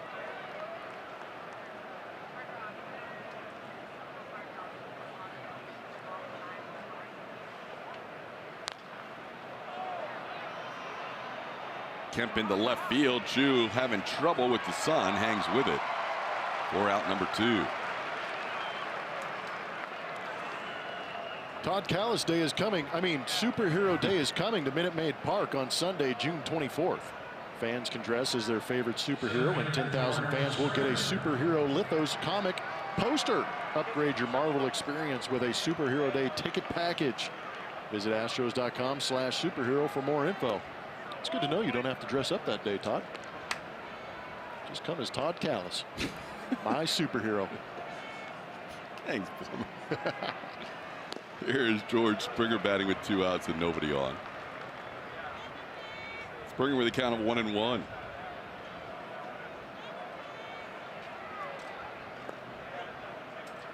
Chavez pitched in the game on Thursday, so he had 2 days of rest in between. He mentioned that long guys for the Astros have been used up a little bit the last couple of days. Texas had the advantage in terms of their long man Chavez not pitching yesterday or the day before. George sends one to left, coming on Chu, still coming on. He makes a sliding effort and puts it away for the final out of the inning. Springer flies to left, actually collided with Guzman rounding first base as well as Chu ends the inning.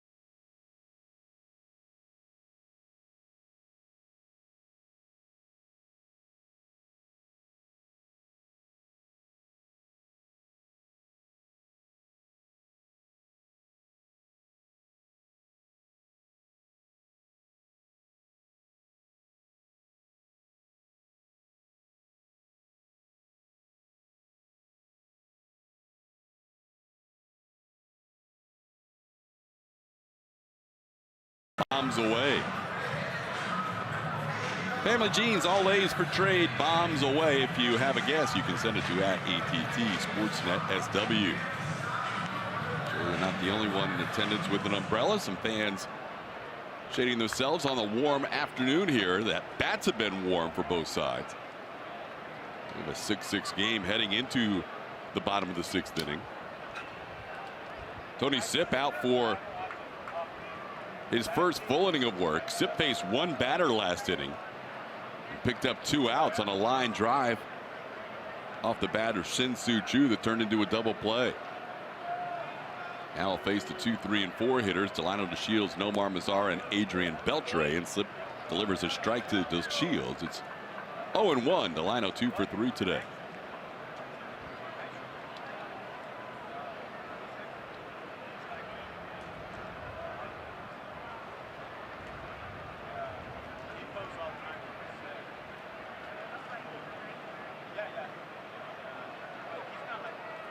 Ken Giles is warming up in the Astros bullpen.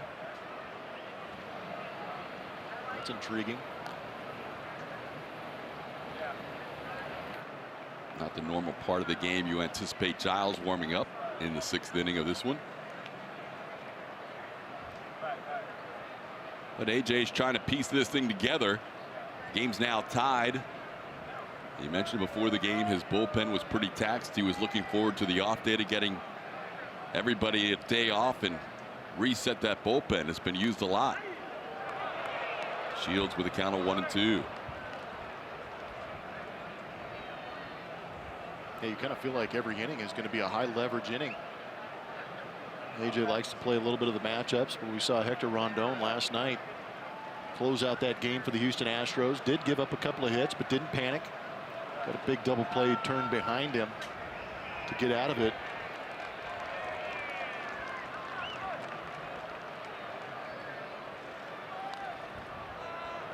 Giles is a guy who hasn't thrown in a couple days.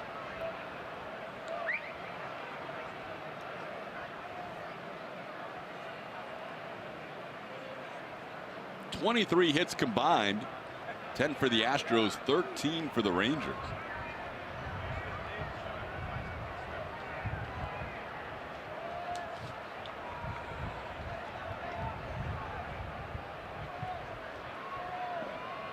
With Giles warming up, and you try and think along with AJ, he's got the Shields here, a right-hand hitter, then Mazzara, a lefty. Beltre, righty, Profar switch hitter, Kiner Falefa switch hitter. So maybe he wants to see Sip get past Mazzara and then possibly go to Ken Giles in that situation.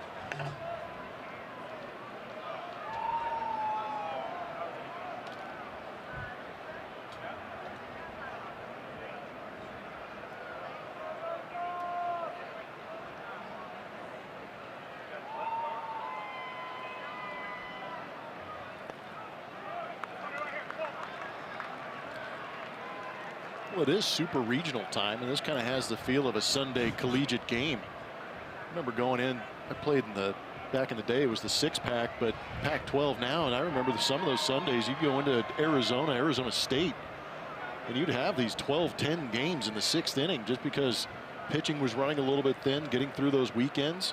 Hitters were just feasting.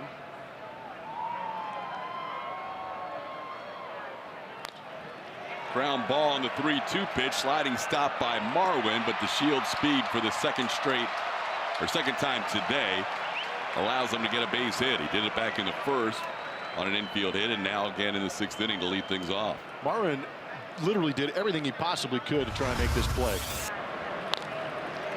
Every ball we've seen off the bat of Delano to Shields has been in that 5.5 hole. Marwin plugged it a couple of times, but unable to get there in enough time to get up and make the play. But he set himself up nicely to pop up and throw that. And even if that throw's on the money, I think Delano's safe. It's pretty incredible. And that's probably what Marwin is saying. I can't do anything to get this guy out. Delano was really struggling coming into this series. Has a 3-hit game today, had a double in his first start on Friday. On base a couple of times yesterday via the walk. Got to the point where Joey Gallo started in center field for the Rangers on Thursday, first game of the series, as the Shields got a rest against Garrett Cole. Here's Nomar Mazzara with an 0-1 count. Mazzara 1 for 3 with a single. This could be the last batter Sip faces as Ken Giles continues to warm up.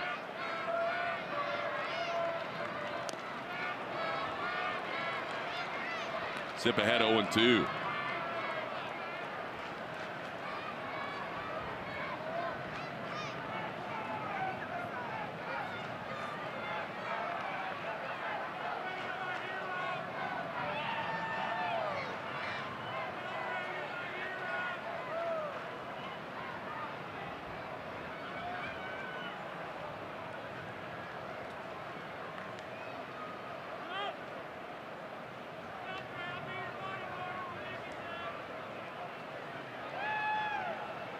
Talk about speed. A lot on the StatCast era that they're actually able to quantify it now. 31.3 feet per second moving down the first baseline on that last run by Delano DeShields Jr. That is extreme. Yeah, that's flying. He's always up there in the top 10 or top 5 on the StatCast sprint leaderboard. Let's see where he is in the last update. Currently number 2. Wow. Byron Buxton number 1, DeShields number 2, Billy Hamilton 3rd.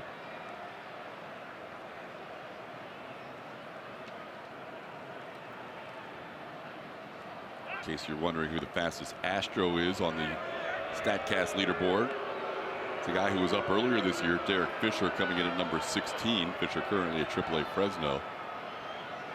Of the active guys, Jake Marisnik, 48th overall, 28.9. Shields averages 30.3 on his sprint speed, feet per second.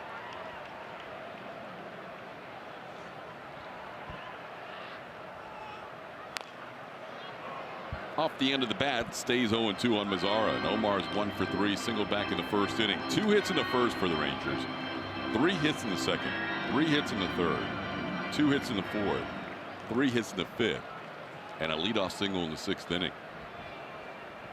14 hits, 13 singles, and a double. A little death by 1,000 cuts today from the Rangers offense.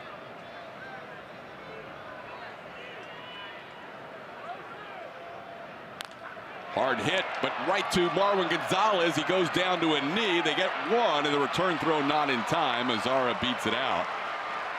Ball was hit hard, but Marwin able to turn it into a fielder's choice. Great play.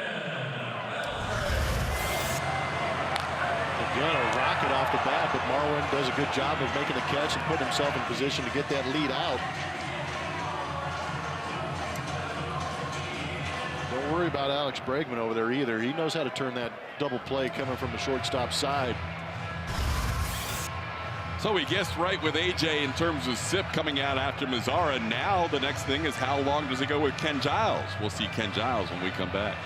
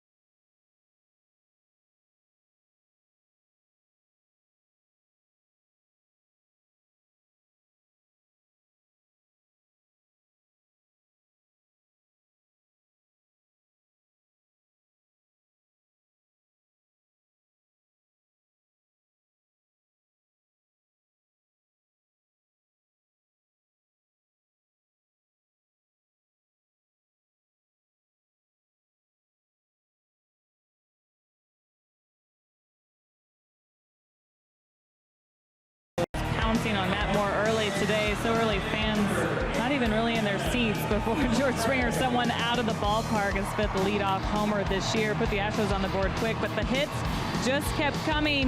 The at-bats were good, and they had 8 hits through the first 2 innings. But what was impressive about that second inning when Tony Kim got on drawing a 2-out walk, and that really started the rally with Alex Bregman's 2-run triple, and then Jose Altuve driving in a run, Yuli Gurriel joining in on the fun to go up 6-0. They've got some work to do, though, but a tough day for Dallas Keuchel, guys. Certainly was. Dallas allowing a lot of hits today, and you see the last 5 starts, including today, 41 hits in 27 innings. Gave up 13 this afternoon. 13 base hits for Keuchel, allowed in 4 1/3 innings. Now Giles trying to keep this game tied at 6 as he takes over here with a runner on first and 1 out. 10 for 10 in save opportunities, but that ERA is the other side of it. Some of those non-save situations have crept up on him and added some high run totals to increase that ERA. And getting back to Dallas Keuchel, in those 13 hits, he gave up 4 hits in 2-strike counts. That's where I think the issue in some of the pitch counts got elevated, because he was unable to put guys away. 2 strikeouts for Dallas in 4 1/3 innings. Did not walk a batter, hit a batter. Giles with a 2-0 count on Adrian Beltre. Now up and in, it's 3-0. Beltre with 2 hits today. Adrian up to 3,086. He is the active leader in the major leagues, and he's 4 away from catching the guy 21st on the list, the recently semi-retired Ichiro Suzuki. I say now he's leading all batting practice hitters, racking up knocks every day.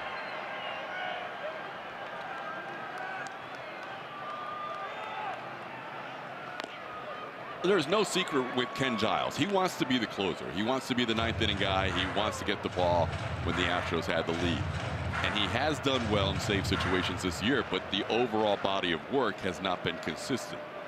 Because of that, we have seen Hector Rondon close out a couple of games recently. And there's one way to get back into that 9th inning situation, and that's pitched well in other times in the game. And he walks Adrian Beltre here. Giles has not walked many this year. In fact, that's only his 2nd walk issue.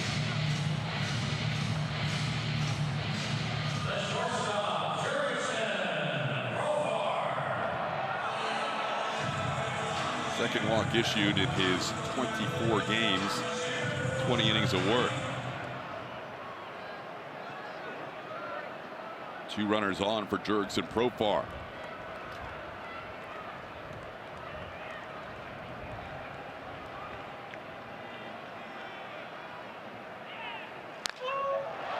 In the air to left field. There's only 1 out in the inning. Mazzara kind of lost track of how many outs there were as he was just jogging to third base, and Tony Beasley, his third base coach, saying, "You better get back." It's so funny. Sometimes I'll revert back into the player mode. And when I saw that, I saw Mazzara doing exactly what you're seeing at home, is he just took off jogging. And that's where, as a player, you kind of like tense up and get real quiet. And you just try and say, go ahead, man, just keep running. Don't make sure, you don't give him any indication that there might be less than 2 outs, so he makes the reaction and goes back. But I locked up. I was like, ooh, be quiet, we'll get 2. It's been a long day out there. A lot of guys have been on the field for hours, it seems, in the 6th inning of this game. Pitching changes, 24 combined hits, 12 combined runs. Now Giles trying to get Isaiah Kiner-Falefa here with 2 on and 2 out. Yeah, defensive coordinators in this game are not endearing themselves to anybody. Called strike. Kiner-Falefa has the only extra base hit of the game for the Rangers. A double over Josh Reddick's head his last time up. He's 2 for 3 with 2 hits, 2 runs. Scored on an error by Alex Bregman to make it a 1-run game.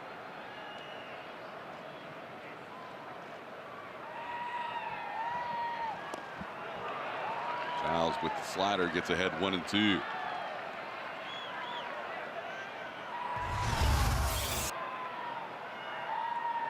That's a good slider. That's the one you want to see. Bottom dropped out of it.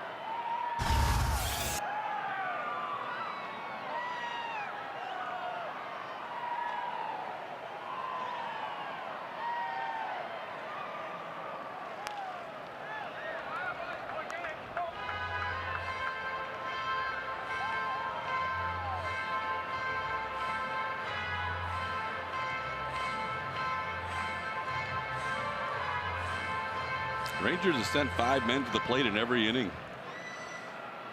Had at least 2 hits in every inning before this one, and this inning's been a hit and a walk.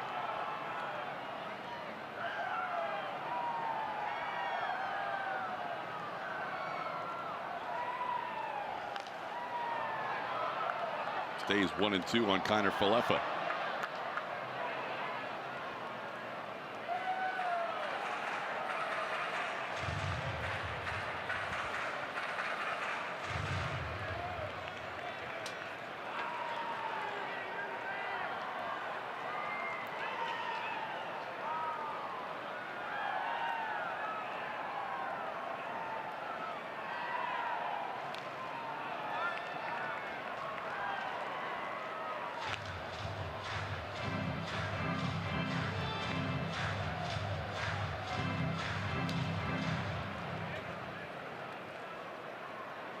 Styles pitched in the game on Thursday.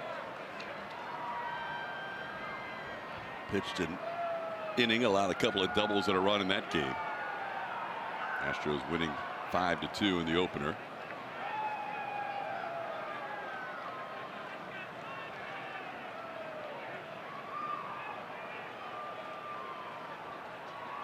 One of the few Astros arms in that bullpen that has not pitched Friday or Saturday, so we may see him for an extended outing today. A little flare down the right field line. That is a foul ball. Just missed extra bases and giving the Rangers their first lead of the game. Was it me, or did anybody else just go ahead and expect this to turn into a hit? Yeah. The way things have been going, and on this day, you just figured if a hitter goes out there and just touches the baseball and puts it anywhere near in the vicinity of being in fair territory, it's going to end up being a knock. Mentioned his first time up, this guy, a good contact guy. That was a tough pitch that he fought off and almost ended up with a double.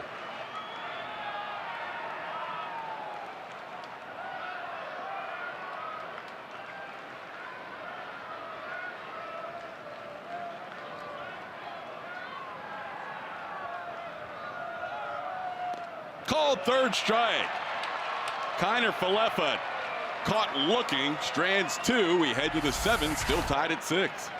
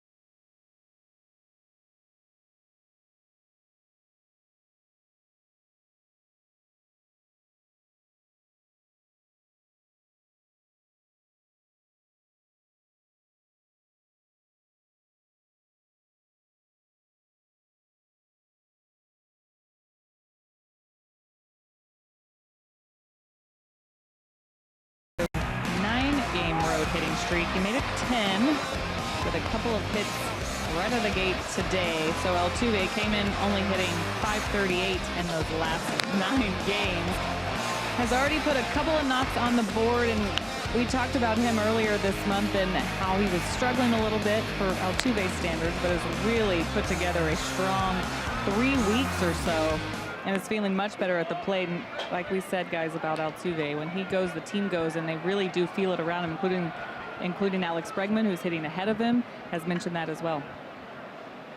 Yeah, it's been fun to watch. Altuve sends one to center field, sending DeShields back all the way to the warning track, and Delino eases up as he crashes into the wall. Chavez has only allowed 1 hit so far through 3 innings, although Bregman sends one to the wall there. 61 road series since 2016. There you can see the batting average from 0 to 299, 20 times. And just some massive numbers, including 500 plus. He's gone hitless in 1 road series, but I'm not sure if it even counts because it was only 2 games. But just phenomenal work on the road. Reached base 3 times today, single, double, and reached on an error. Bregman flies out deep to center. Now Altuve with a 1-1 count.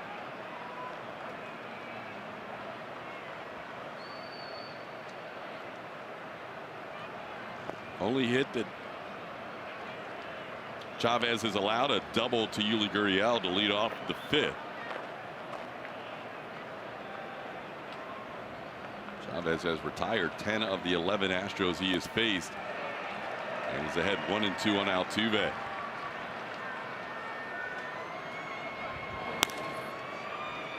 Jake Diekman beginning to throw as Chavez makes his 40th pitch of this outing towards the hole. Profar long throw and a strong one, getting Altuve by a stride for out number 2. Good play.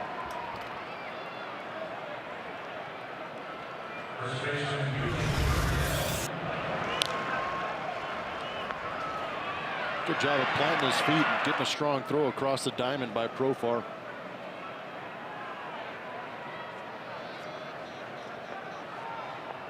Saw all those breakdowns of the series earlier. Gurriel going deep to left field, and the Astros regain the lead. Yuli Gurriel hadn't hit a home run since April 14th against the Rangers.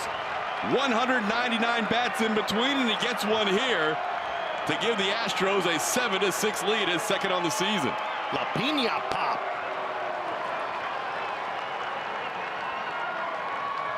Mentioned his first time up, he was about due. He's been relentless as far as hitting the baseball hard. Now he gets a pitch up that he can elevate, and he launched through that one.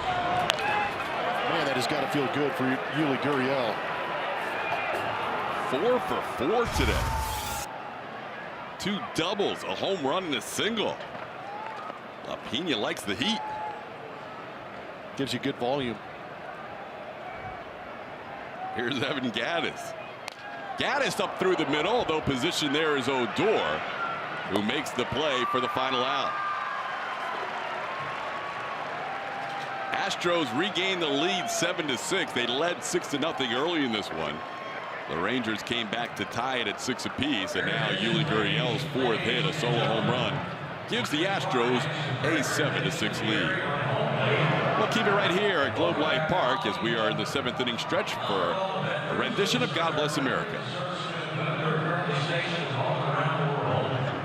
Holly Tucker will now perform God Bless America.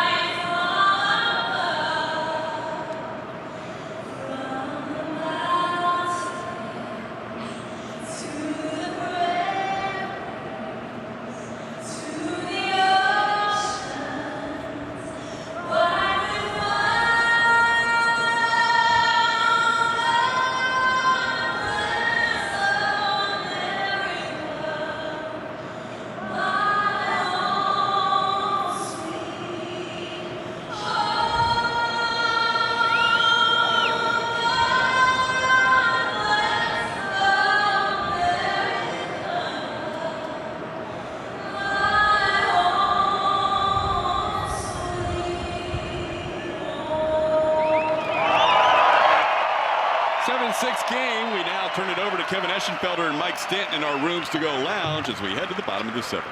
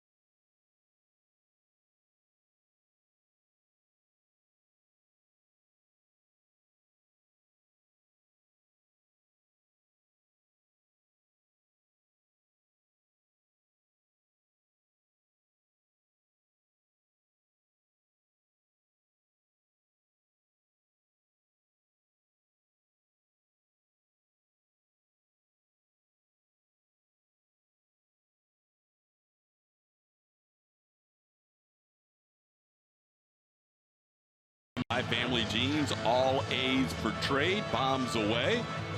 And you send your guesses to at ATT Sportsnet SW. Max Stassi. Dad, grandpa, and great-grandpa, they're all minor league catchers, acquired along with Brad Peacock from the Oakland A's 5 years ago. And last night, the longest home run by any Astro this year. It's getting longer as the day goes. Here's Ken Giles in his first full inning of work. Giles doesn't often get 5 outs in an appearance. We'll see how long AJ tries to get through with Giles having gotten the last 2 outs of the 6th inning. We mentioned his bullpen, AJ Hinch's, is very thin today. Giles will face Rougned Odor. Odor due up, then Carlos Perez and Ronald Guzman.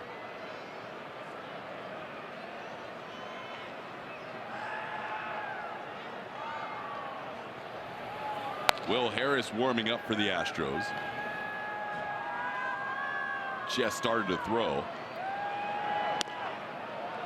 1-1 count. Giles pitched a couple of times in the postseason, more than an inning. This year, his longest outing is 1 inning. Last time he went more than an inning in a regular season game was August 31st against these same Rangers back at Minute Maid Park of last year. Bunt attempt. Giles is there and puts it away. Rougned Odor trying a bunt on the 1-1 pitch and pops it up for the first out.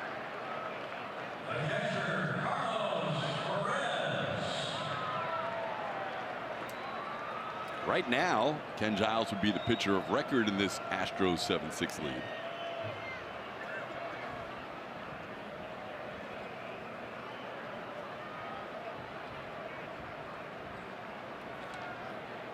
Perez 1 for 2 with a sacrifice.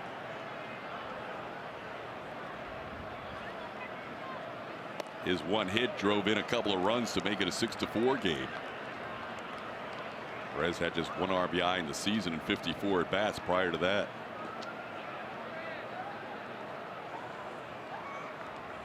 Started the year with the Angels in spring training, traded to the Braves, and then sent to the Texas Rangers in late April.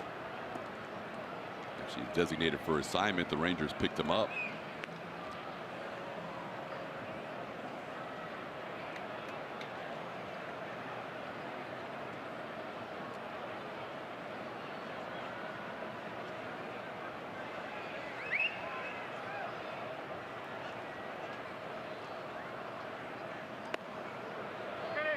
Fastball up and in. It's 2-1.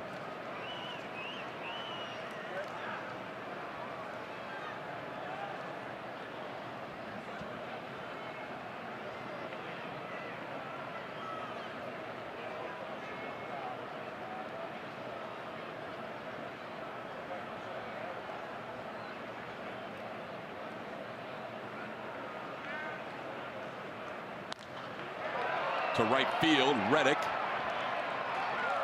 2 away. The 2018 Camping World MLB All-Star Ballot is now open and exclusively online. Make sure your favorite Astros are represented on this year's squad by voting at astros.com/vote. Catch all the excitement of the 89th MLB All-Star Game presented by MasterCard July 17th on Fox.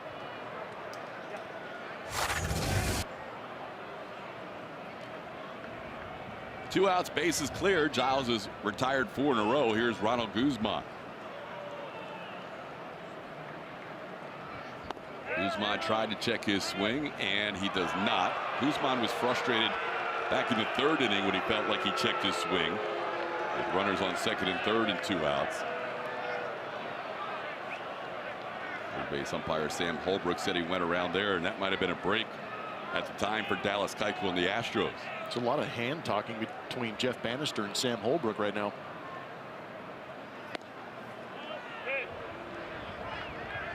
One to one the count.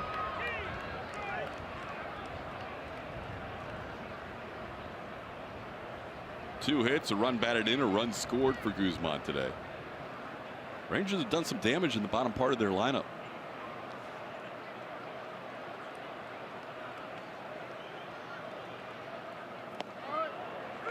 There's a slider for a strike. It's 1-2. Definitely scored a bulk of their runs down there. Kiner Falefa, 2 runs scored. Odor, 2 runs scored. Perez, 2 RBIs.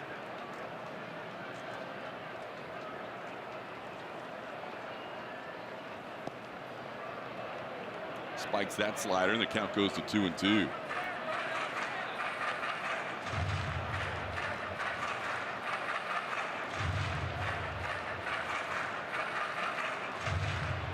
Ongoing conversation out there with Bannister and Sammy Holbrook. Getting after it.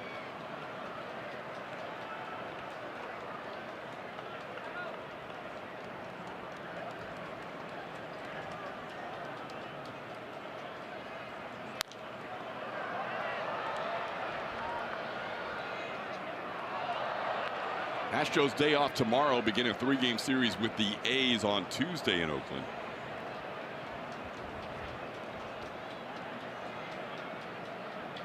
Rangers day off tomorrow. They'll have just a 2-game series with the Dodgers, and that's the extent of their road trip. Off day Monday, 2 games against the Dodgers Tuesday, Wednesday, off day Thursday, and back home.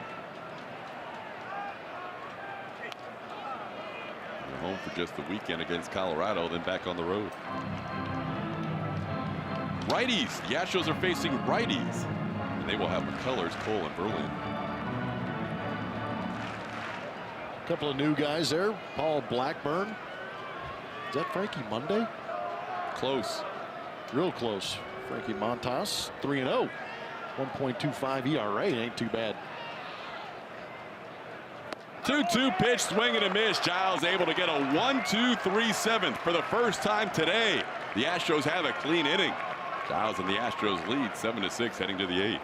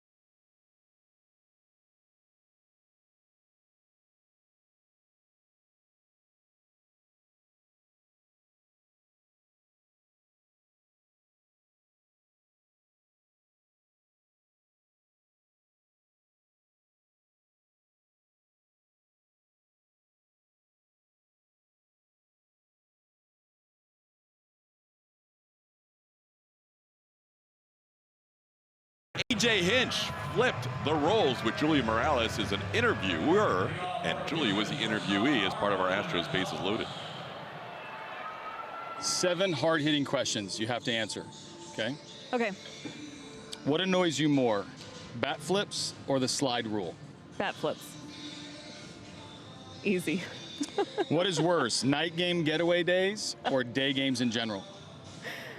It might be the night game getaway days. We've had a lot of those. The day games are only tough when it's really hot.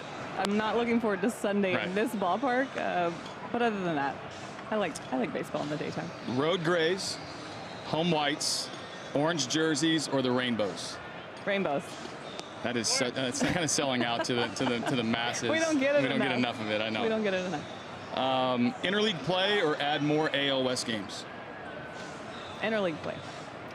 I like going to interleague ballparks. I get a lot of the AL West in this job. Yes, we do. Tonight's starting pitcher, Justin Verlander. You talked about him earlier. You get to interview him once. Pre-game, right as he's walking in before his warm-up, after his warm-ups. No. In-game, in between innings. No. Or post-game, right after a loss. Wait. These are all bad options. Bad options. How about post-game after a win? Yes.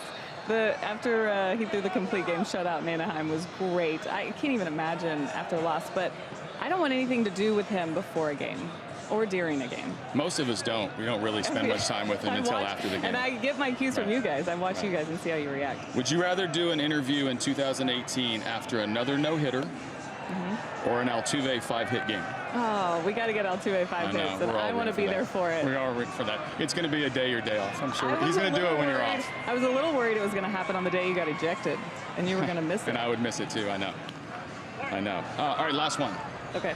Todd Callis's professionalism or Jess Blum's childish banter? I'd have to pick one? No, I like both of those guys too much. You can't make me decide. Man, I tried to get her to sell out, but no chance. That is covering all the bases with Julia Morales. That was well done. How about the fact AJ doesn't know my name? He call you Jess? That's messed up. That is going to come back to haunt him. Let's get an Astros win, and then I'm going to bring that up. You see the full interview on Astros bases loaded as Marwin on a 2-2 pitch sends one into left center field. Shin-Soo Choo is there. Julia was caught completely off guard by that, huh? Completely off guard. I was told things weren't working. They changed the location on me. I was all kinds of flustered that day, and I sat down. And then he started talking. I was like, wait, whose show is this right now? And he came with questions. He was very prepared. I was extremely impressed by him, his knowledge of where I went to high school, because he knew it was in this area. Job well done. Got me. Yeah, AJ is always prepared. List of questions for Julia. I was sweating. That was rapid fire questions. They were tough.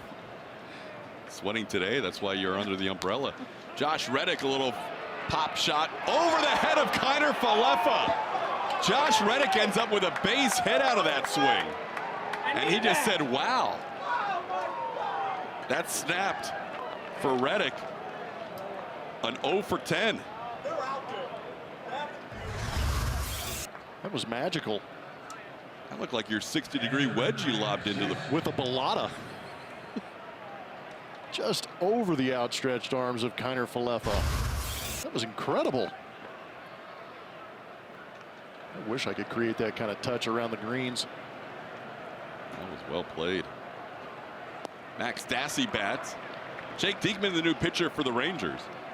Got Marwin to fly out for the first out, and then Reddick, that little soft serve single.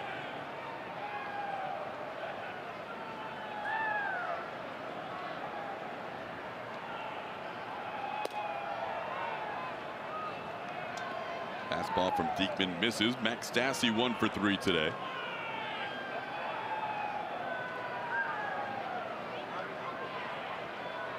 How's the old 47-mile-an-hour off the bat exit velocity for Josh Reddick?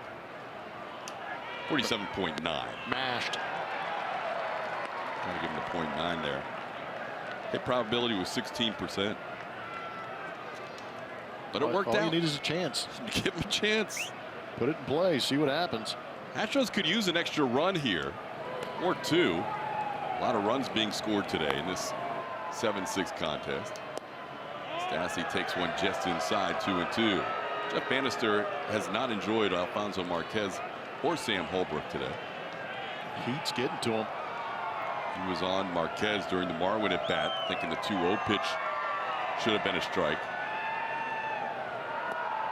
And Stassi down swinging. Diekman picks up a strikeout, his first. There's 2 away. I'll bring up Tony Kemp.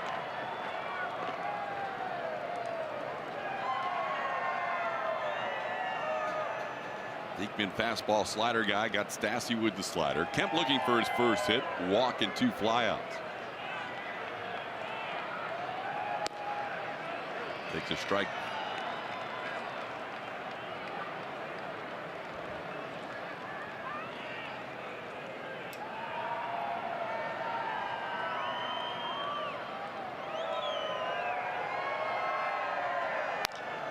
We were wondering how AJ was going to try and piece things together to get through 9 innings today with that bullpen. He needed 5 outs, as it turns out of Ken Giles. That was a huge performance by Giles, who came on in a tie game and got through the 6th and the 7th innings. Looks like he's going to go to Will Harris in the 8th in the 7-6 game.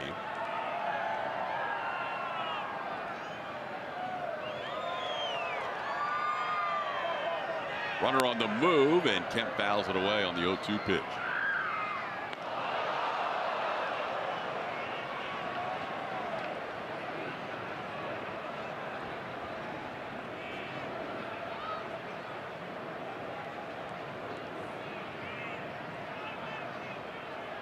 Kemp's done a good job this year against lefties, 6 for 14.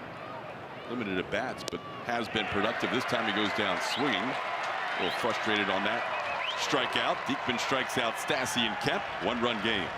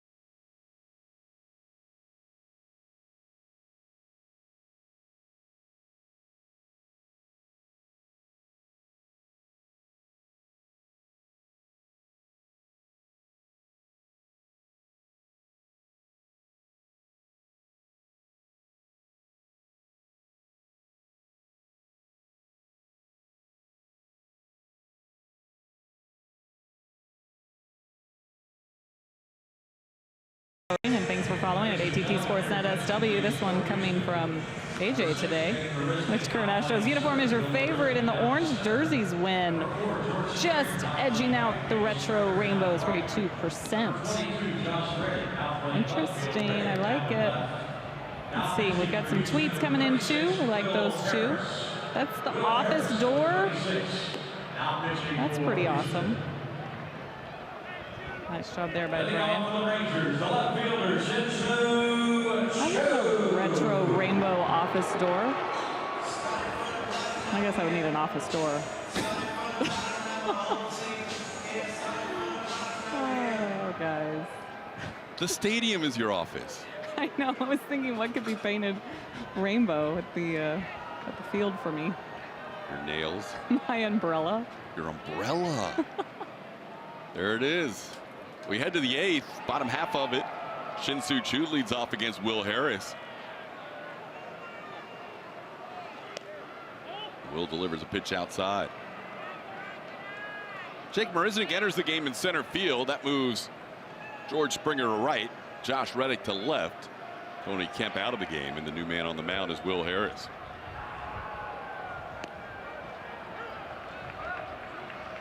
No matter what happens in this game, and hopefully it results in an Astros win, it's a pretty important and significant outing for Ken Giles. Not normally the spot he comes in. 6th inning, tie game. Picked up 5 outs, and he turns the ball over to Will Harris in the 8th, and it's now a 7-6 lead.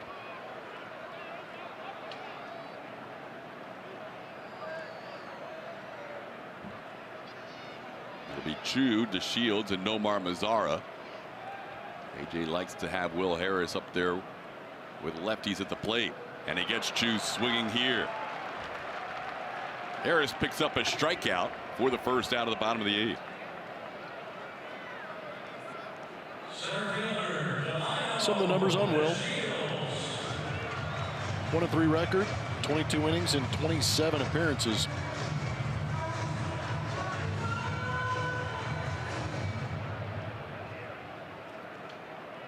Will pitched in the first 2 games of this series.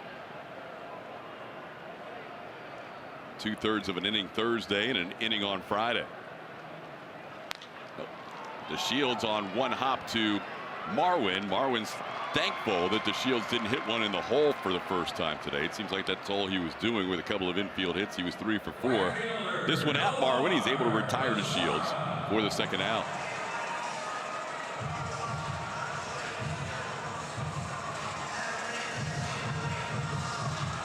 I'll bring up Nomar Mazara.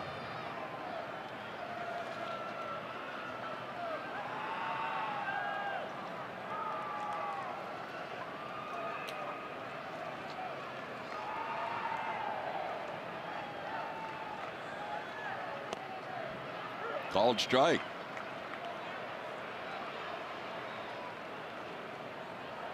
Rangers had at least 2 runners on every inning for the first 6. And at least 2 hits every inning for the first 5. Last inning, Giles able to get a 1-2-3-7. And now Will Harris, after striking out Chu, getting a ground out off the bat of Delino DeShields, is ahead of Nomar Mazara, 0-2.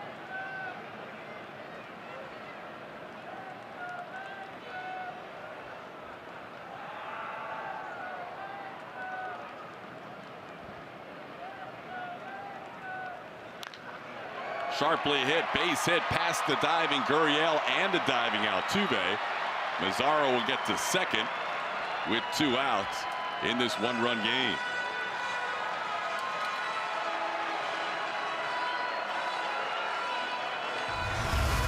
This ball was hit pretty hard. In off the plate, but Mazara getting the head out, raking it into right field, in between the shift and all the way to the wall.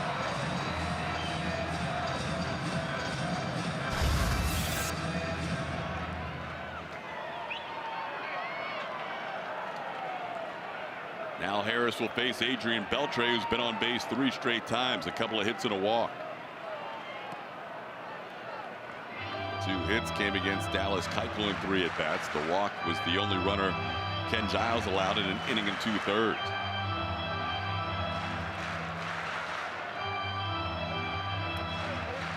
Good numbers for Beltre against Will Harris.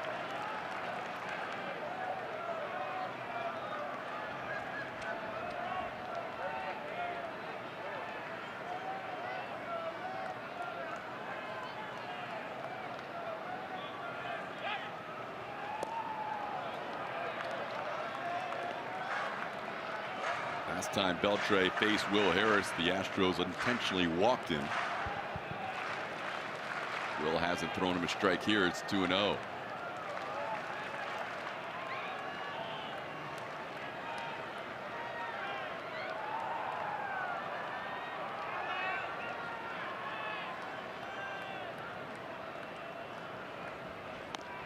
There's a strike.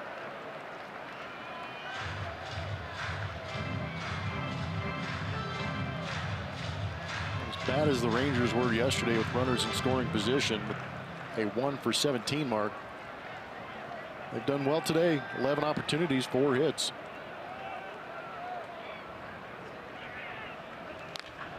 And another one with a runner in scoring position, and this will tie the game. Adrian Beltre with his 3rd hit of the day, and we're tied at 7. That was a breaking ball right down the middle.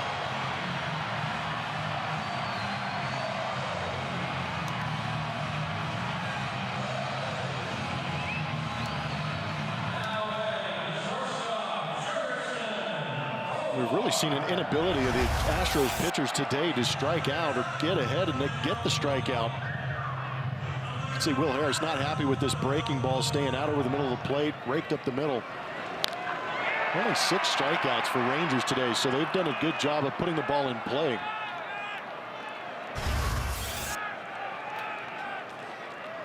Erickson Profar tried to check his swing, but he fouls one away. It's 0-1. Yeah, the Mazar at bat too. Prior to that, he's ahead 0-2. Yep. We have seen the Astros get to 2 strikes and 2 outs on numerous occasions today and not be able to finish out an inning. Yeah, another 2-strike hit.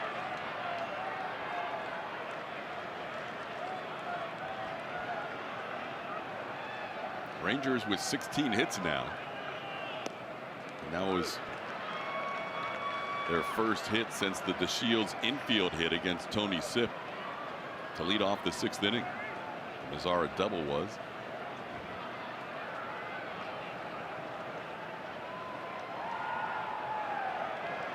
Well, the last thing A.J. Hinch wants is extra innings on a day where he felt like his bullpen was thin.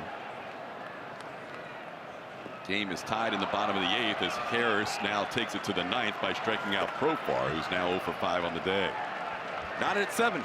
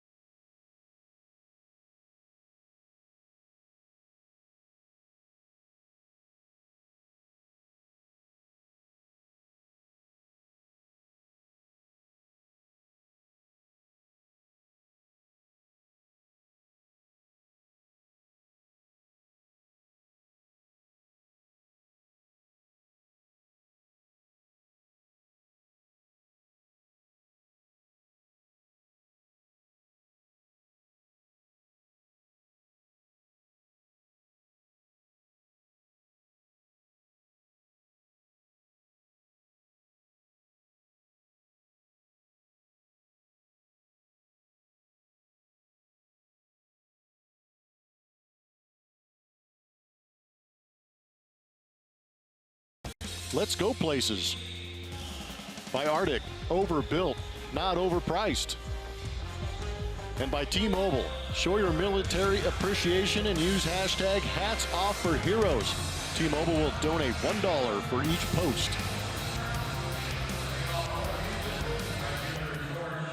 We go to the 9th.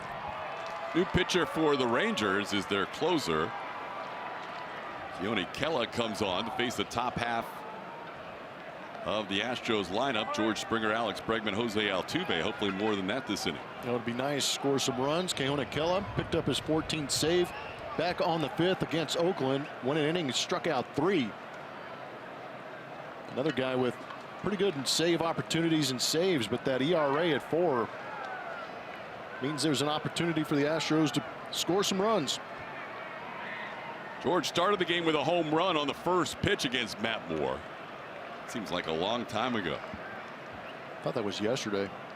Also has added a single. He scored 2 runs and knocked in a run. 27 more hits later. And here we are tied at 7 in the 9th inning. Astros with 12 hits, Rangers with 16. Kela has fallen behind Springer 2-0. George has walked 6 times against Kela and is 1 for 6 with a home run. 3-0. Might be taking a pitch here in a 3-0 count because you want to get base runners on and really get some of these guys on base for the hitters behind him. Alex Bregman, Jose Altuve. Yoli's got a home run today and a couple of hits. There you go. Something about Kela and Springer. 7 walks issued to Springer in 13 plate appearances. 4-pitch walk. Astros will take that to start the 9th. I'll bring up Alex Bregman, who flied out to deep center a couple of times. Once in the first, once his last time up. He also has a 2 RBI triple in the second, and he's flied to left. Bregman's another guy Kella's had trouble with in terms of throwing strikes. Alex 2 for 5 with 3 walks.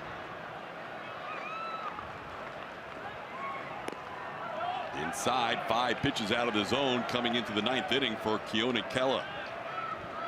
He's a high velocity guy. You see some of those pitches, 96, 97, also has a changeup at 91 and a curveball.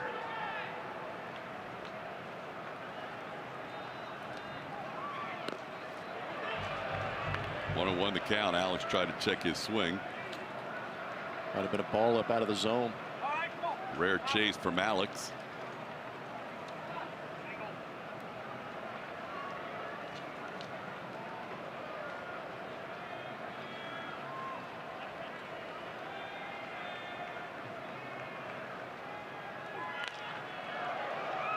Now Kela ahead of the count, 1 and 2.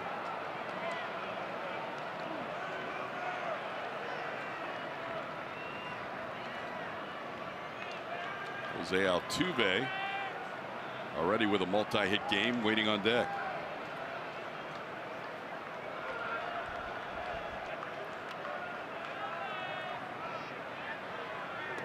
Gets away. Springer into scoring position on the wild pitch.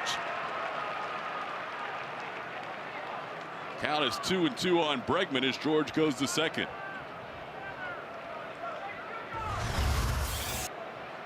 .90 feet gained. Base hit, scores George now. It's not easy for Perez to get down there and try and keep that in front. Altuve wanted a little bit more. Ball went into the camera well.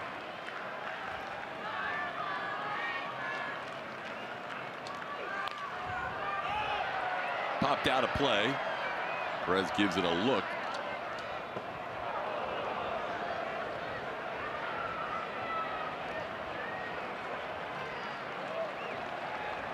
Astros have done a good job today, as have the Rangers, with runners in scoring position.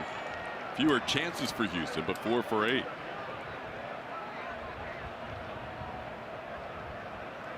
Alex .321 this year with runners in scoring position.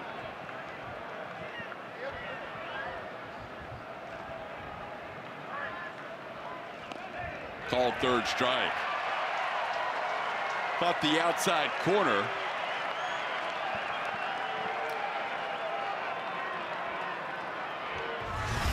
Curveball may have looked up, but it came back down and caught that outside edge.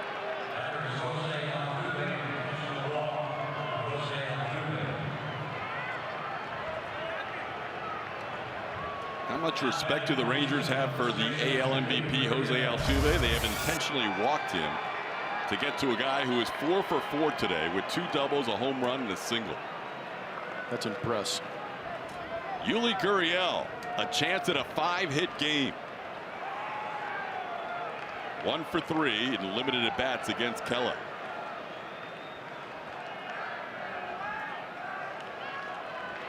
The home run gave the Astros a 7-6 lead. Been a good day for Yuli. It's warm out, but he's been all over those base paths. Doubling his first at bat. Next AB, just simple infield knock, beating it out. Much to the demise of Jeff Bannister, and then this one right down that left field line again. Another double. Can't believe it. How do we get this guy out? Elevated fastball's not going to get it done, because Yuli turned it around. Second home run on the season, looking to do some damage here. And the only thing really, I know that Altuve's a high-risk average guy, but you put a guy on first base, it increases the chances for the double play to get out of the inning, possibly. But this guy right here is seeing the ball extremely well. 442 coming into today with runners in scoring position, and he's added to that total. Best in the American League for Yuli. And it's 2-0.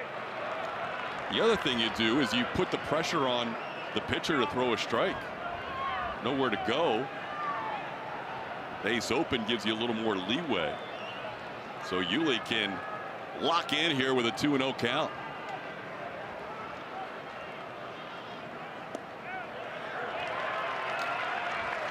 And Keller decides to snap off a curveball.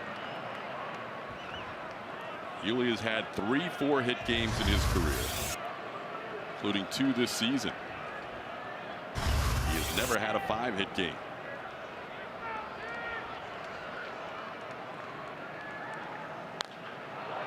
In the air, center field, sending DeShields back. George is going to go back and tag up. DeShields makes the catch. The throw comes to second. Springer will get to third now with 2 outs, as Gurriel retired for the first time today.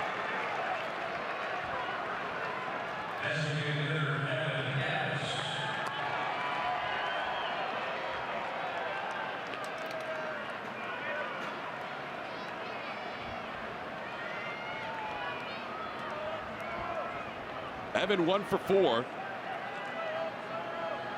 RBI single back in the first inning.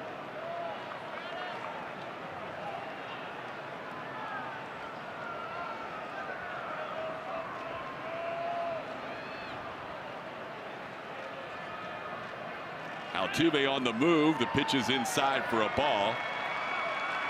Altuve takes second base. Jose was thrown out trying to steal earlier in this game.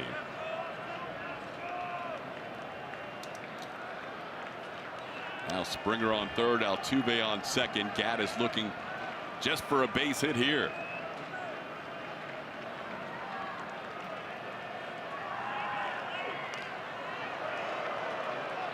Fouls went off Perez. It's 1-1. Perez was going to block that fastball at the knees.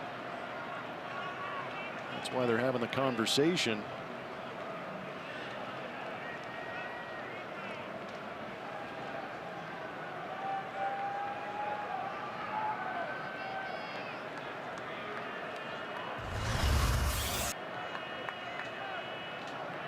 Man, that's not a good feeling. We've seen that frequently this year. A lot of confusion on the signs and trying to straighten that out before somebody gets injured. Gaddis has faced Kella 6 times, 1 for 6. Kella has struck him out 3 of those 6 at bats.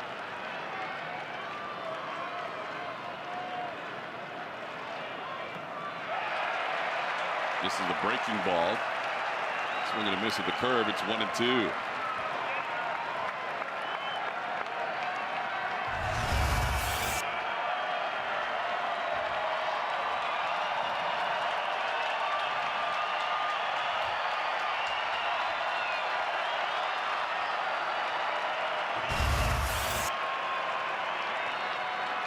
Just takes one. Tried to hold up. He does. 2-2 the count. A.J. Hinch is coming out, and he thinks maybe there was catcher's interference.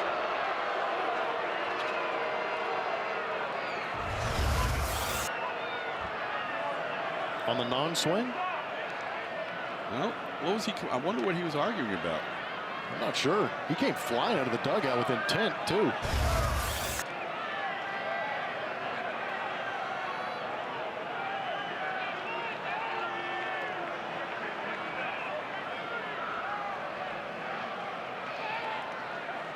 A balk. A.J. wanted a balk, and he got a balk. And the Astros take an 8-7 lead. Wow. Can't believe the manager comes out of the dugout to have them talk about it, and they get the call. That's what Jeff Bannister wants to know. Why was the call not made initially? As soon as that pitch was delivered, A.J. came out of the dugout. Watch the pitcher. There was no set whatsoever. You have to set with runners on base. Great read. How did nobody else pick this up other than A.J. in the Astros dugout? That's got to be called right away. It's got to be an immediate call. I'm absolutely with you as far as the immediacy, because that is blatantly obvious that he did not come set. He tried to quick pitch Evan Gaddis, but you can't quick pitch. And I know I get on Bannister a lot, but I don't blame him for getting upset right here and getting ejected. The fact that A.J. Hinch came out and argued the fact that it was a balk and convinced the umpires that it was a balk is impressive. We know it was a balk, but usually, like Todd is saying, the immediacy, you've got to call that immediately. You can't wait till after the pitch and remind them that it's a balk.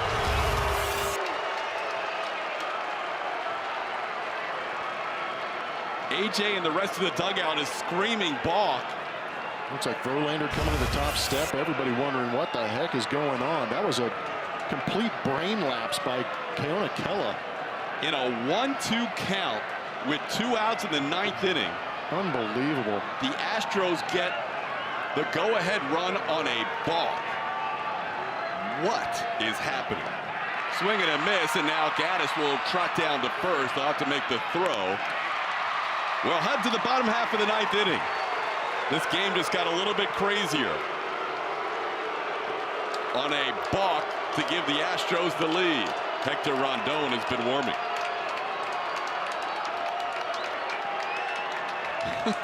Unbelievable.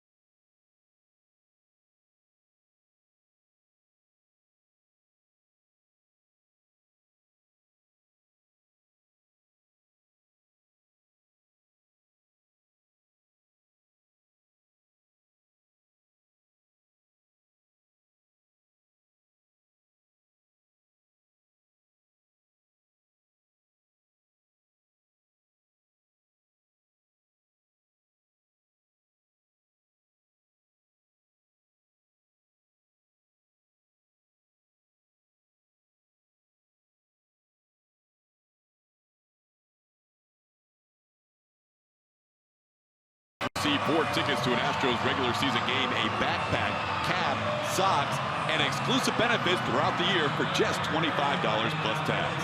Visit astros.com/buddies today to sign up.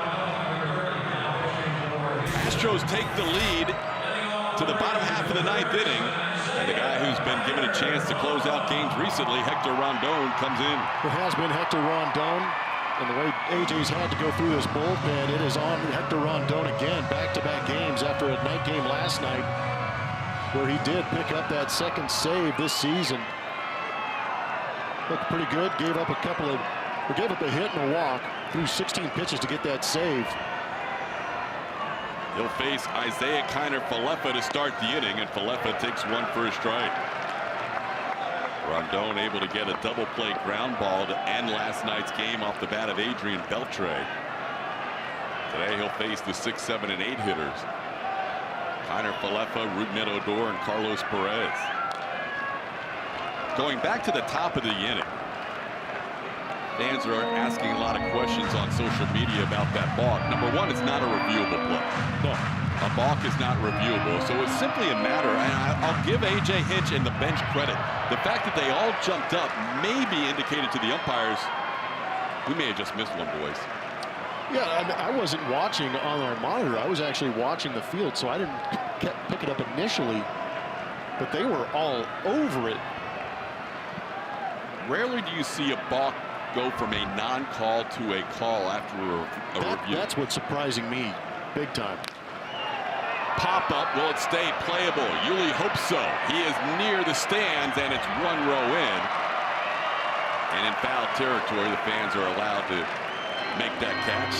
Yuli has no rights over there once it's on the other side of the wall. Because I'm with you, I'm not sure I've ever seen a balk called after the fact. Usually it's an immediate call. But A.J. Hinch going out there and helping out his ball club, bringing it to the attention of the umpires. There's a lot going on.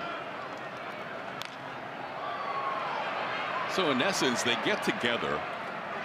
Alfonso Marquez, the home plate umpire, the crew chief, Sam Holbrook at third, Ryan Blakeney, TJ Rayburn. They get together and they converse and basically say, do you think we missed that one? Did you see a stop? Did you see a stop? And when they all concurred that there was no stop, then they called the balk. But credit AJ and the bench for bringing that to their attention.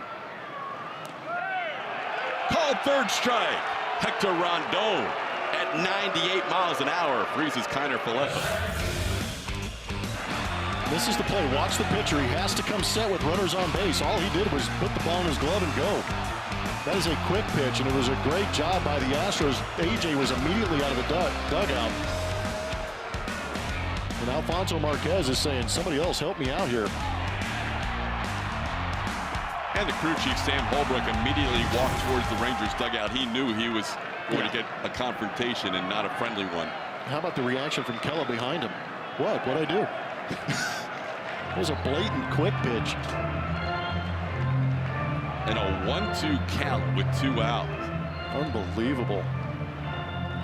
And we've told you about the dire situation for AJ Hinch with his bullpen not wanting to head to extra innings, and hopefully Hector Rondon can finish this one off here. 1 out, nobody on, facing Rougned Odor. That's a strike with a fastball. It's 1-1.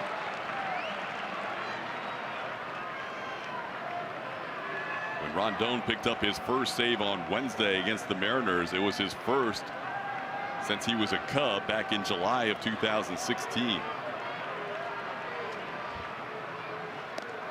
And he hits the corner. It's 1-2. Another reaction. Check out Jose Altuve. He's like, wait a minute. Somebody has to see that. I mean, it's one thing for us up here to miss that. But you got an entire dugout that jumped out of the dugout and 4 umpires that didn't pick up on that fact. Swing and a miss. Stassi's going to have to make the throw down, and he'll lob it as Odor is retired for the 2nd out of the inning.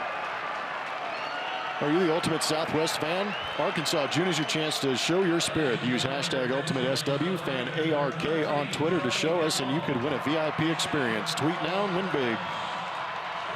Well, down to their final out, they bring the big man, Joey Gallo, off the bench to pinch hit for Carlos Perez.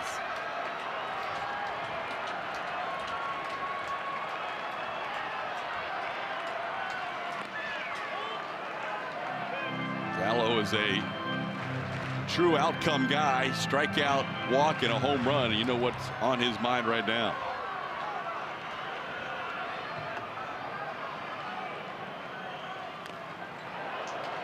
Fouled back to the screen. It's 1-1.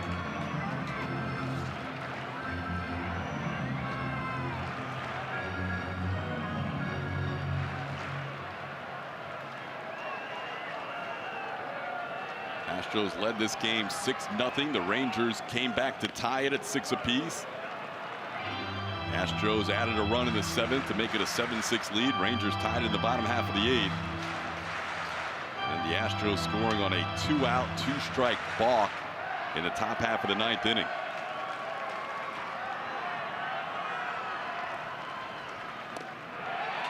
Two and two the count. 99-mile-an-hour fastball.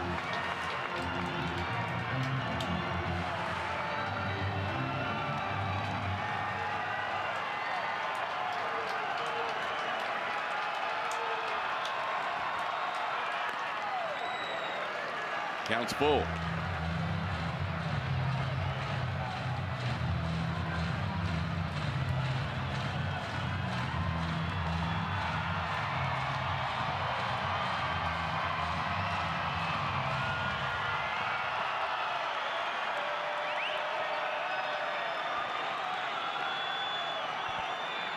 Swing and a miss. A 4-game sweep for the Astros as they win today by the final score of 8-7. Hector Rondon, a save in back-to-back games, 3 in the week. And the Astros have won 5 in a row overall in their first 4-game sweep of the Rangers in franchise history. a wild one today, holding on to win 8-7. In the process, the 10th win of the year for the Astros against the Rangers. They have won the Silver Boot Trophy for 2018. We'll have a lot to talk about after this one with the postgame show coming up next.